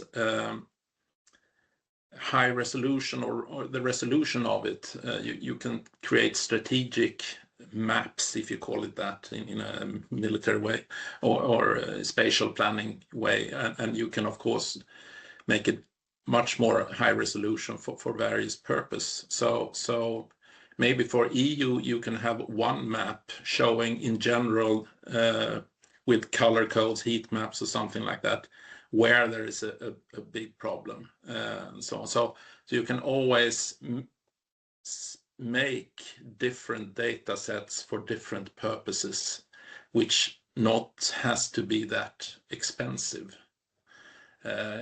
Because yeah, it's a variety of possibility. We have the data, we know where it is, we know where the UXO concentrations are now, and so it's just to use this.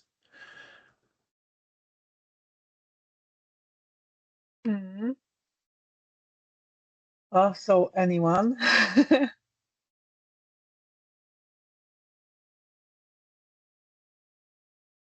Thorsten? Yeah, in response to what Gunnar said, I very much agree with what you suggested. I mean, for the Baltic Sea, we know that HELCOM is continuously updating the information, but like a similar mechanism doesn't exist for the other sea basins, even though OSPAR is publishing this data set, but they're not really collecting information on like what you are preparing, for example, with mine risk maps and so on. So I just want to say that for the Black Sea, we are currently preparing a report from the camera project, but this is geographically a small area and there are not so many countries involved. I mean, we won't get any information out of Russia, but so at least like that's manageable for one such research project. But for areas like the North Sea or the Mediterranean, there certainly needs to be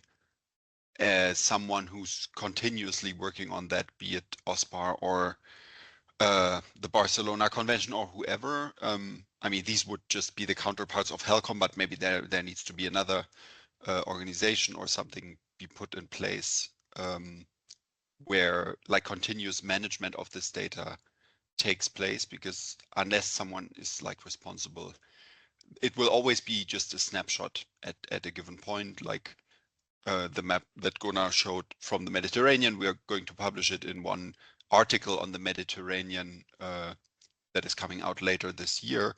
But this is just then the knowledge at this point in time. So there's no continuous approach for the Mediterranean as the one that we see for the Baltic Sea with HELCOM. Gunnar, please. Yes, you also have to consider to have high resolution data, because in the Baltic Sea, we have actually offered, the navies who have the data has offered HELCOM a higher resolution map, because everybody was moaning that it was so general, and we said, okay, you can have high resolution, more high resolution. But then there were nations that were wouldn't publish it because it was too red in their waters. And that was not good, and so it ended up in nothing. Actually, that's why we have the bad resolution map still in HELCOM's published. And you also have to consider, if we give away too detailed information, it can be a safety risk also regarding criminality and so on. So also when we say, okay, if you want the whole data set, for instance, for the Baltic Sea, then you also have to consider these aspects. You have to consider the if you shall have a class as a classified information, or how do you need to think about this also. So yeah, yes, that was an input. Paul, please. Yeah, quick question, just to understand this a bit better. I mean, Gunnar, what you are, so in the Baltic, you're working kind of is anyway more on behalf from the Swedish Navy. But then the information that you then have for the North Sea, have you there ever had any connection with OSPAR, the body itself, and same as for Thierry, kind of, with then maybe also OSPAR or HELCOM?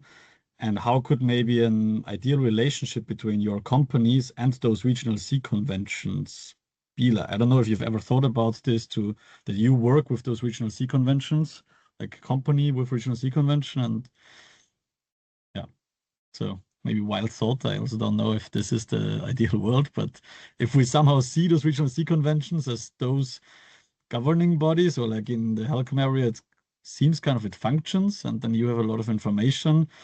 So what could be a work relationship between your companies and those regional sea conventions? Yeah, so maybe before Aaron will ask a question, I will let Gunnar to maybe quickly answer to the question by Paul. I haven't thought about it, actually, Paul, if I shall be honest. I've been so busy trying to plot everything. but yes. No, fair point. I mean, I'm not. Yes. Yeah.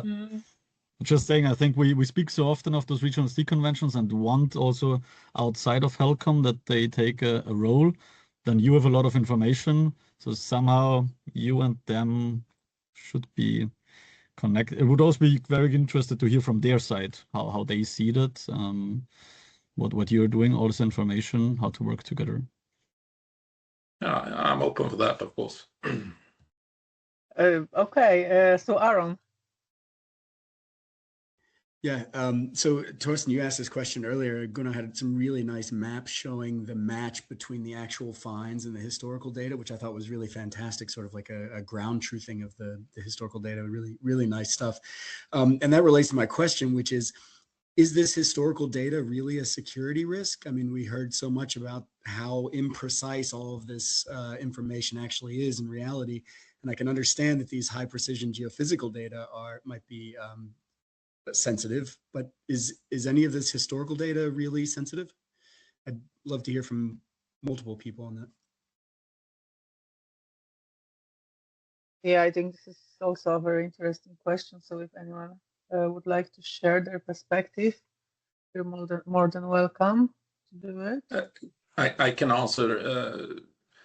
It's a minefield it's not really a problem, because as mentioned, it's who would go out and take the cost, try to find it. It's difficult even with complex system to find the thing, like, instead of just getting it somewhere else. But dumping sites is another thing, because that's concentrated and normally quite mapped and precise and pile of stuff lying there. So that could be probably more sensitive. And I can also say something about the wrecks, for example. So of course, data about wrecks and historical data can also be sensitive, because all the myths of data of wrecks loaded with gold and all this stuff. So there's also a lot of legends and so on. Of course, most of this is not true, but also you can also find, I don't know, like documents about war secrets and that back in the time, which would be out today, but it's still interesting for certain kind of people, for example. So when it comes to wrecks, also these cultural heritage aspects have to take into account. So it's, as I said before, it's a wreck system more like a rather challenging objects and all of these different aspects.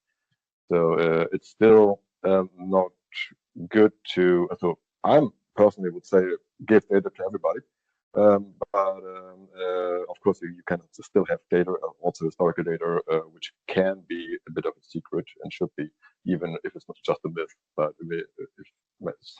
imagine somebody say, yeah, there's 2 tons of gold on this race, and everybody's running there and just digging out stuff and destroying everything. So it's kind of a mixture. You have to it's kind of a balance. You have to think about when you share such data. So just a remark on RECs, of course. Sorry, can I ask a quick follow-up on that? Yeah. I guess this REC is a little bit different. Are the positions of the RECs in the historical data more precise than, for example, these mine laying data? I don't have much experience with the REC stuff, but even finding a REC, if you have relatively imprecise coordinates, is not necessarily that easy. No, it's not. So it's of course, sometimes the data you find in the historical sources, the locations are more or less precise, but mostly not. So you have to circle around and doing some like grid surveys and so on to find the direct position. Except you already know it's because of the BSH data or the hydrography agencies give you the data. That could also be a solution. But usually it's not that you have a second report and somebody said, yeah, we went down there, and then you cannot say, okay, here's a map and here's a dot, so it's there. So you have to search first. So it's not always very precise, even especially when it's older data sets. When it's younger data sets, sometimes more precise, but it's still searching for the needle in the haystack. So and often it's just like a coincidence. You say, there is it. So something like that. So it's but once you have the position, of course, then it's known. But for example, the BSH is not very happy when you share like very precise positions. So when every time when I show maps or charts or whatever, they are always very keen to say, okay, overview maps are fine. There's a lot of dots on, but it's important for them for me that I don't share any let's say precise positions, because they are of course somehow also afraid that people are going there and just diving or looting stuff and so on. So yeah, as I say, you have rules you have to follow, and this is one of the rules. Okay, so I think Thomas is also waiting with his hand.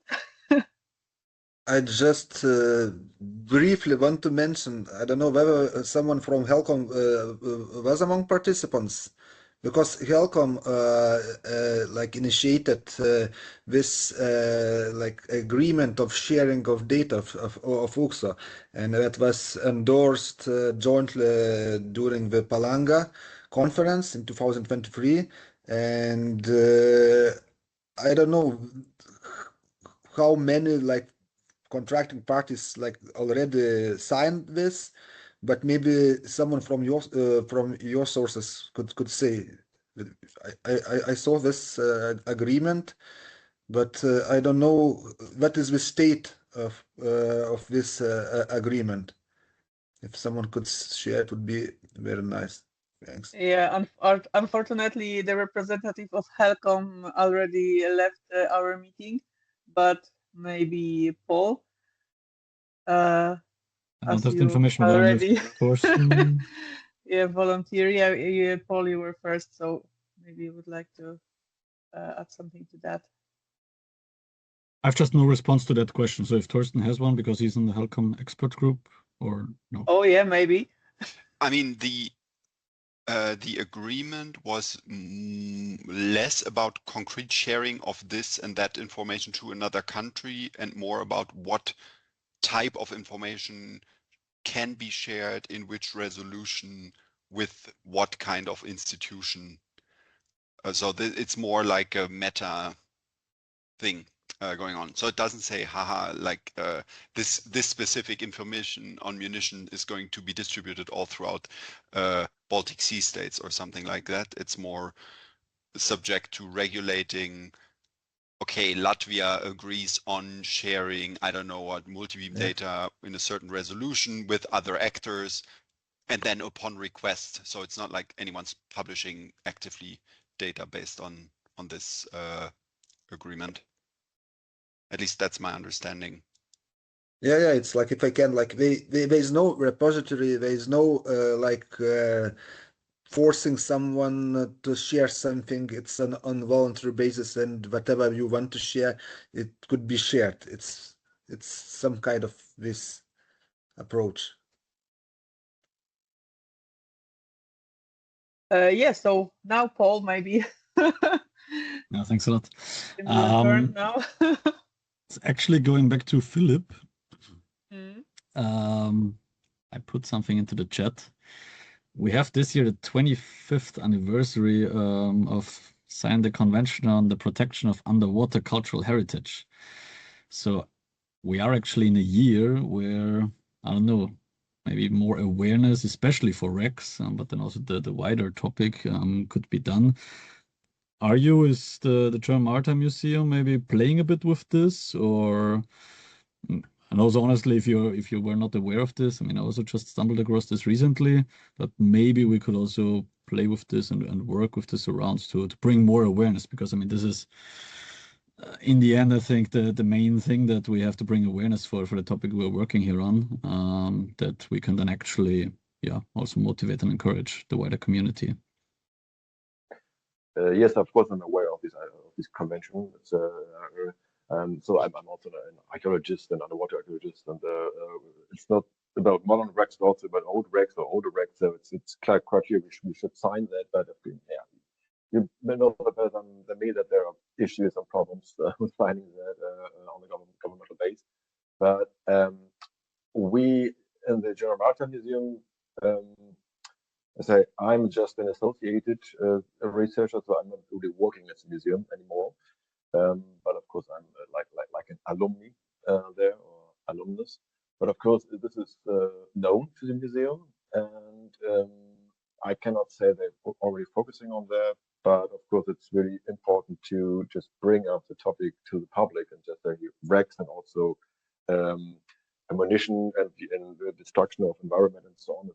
We did that a bit during the North Sea Wrecks project. We created a traveling exhibition, which traveled also to Germany, but also to Denmark and Norway and so on, and Belgium and the Netherlands, to raise awareness for this topic of military wrecks, also of ammunition on wrecks, and also of the let's say tricky status of protection for these wrecks. And it's still online. You can find it when you search for northseawrecks.nsw.dsm.museum. It's the online version of this exhibition, and so there is. So we try to raise awareness, and of course people were very interested in. Everybody was like, "Oh, interesting!" And we did some games and so on, quite nice. But it's finished now since 2 years, I think, and it's still online. But I'm not sure how much, let's say, the governmental departments are working with that. It's more like, okay, it's cool that we've done that. People are aware of that, but now, as you said before, now the next step must be done. I think personally it would be great if we sign the convention, then a lot of more research can be done, or would be forced to be done. But yeah, that's what I can say. I would love that if we sign that, especially to use or to get the Rex Z more protection or a better protection status, which is now not that high. Okay, so I understand that actually Germany has never signed this convention. Or... As far as I know, they don't. Okay, interesting. Now, if somebody knows better than me, please correct me. But as far as I know, they haven't signed it yet.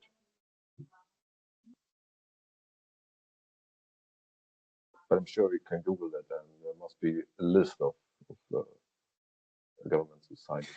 Yeah.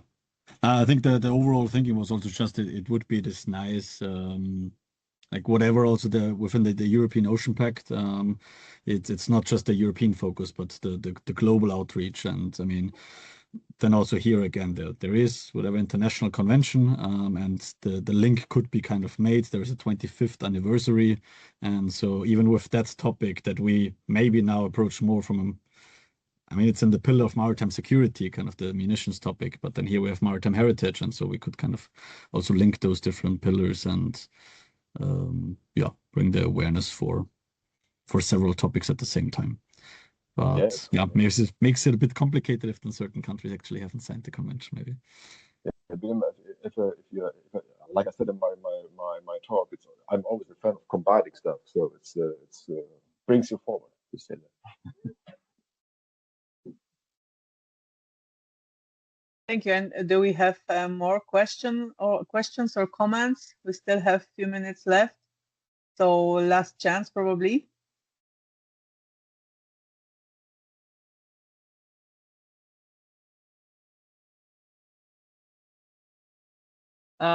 If no, then I would like to thank you all for joining us today, and thank you for excellent discussion, excellent presentations.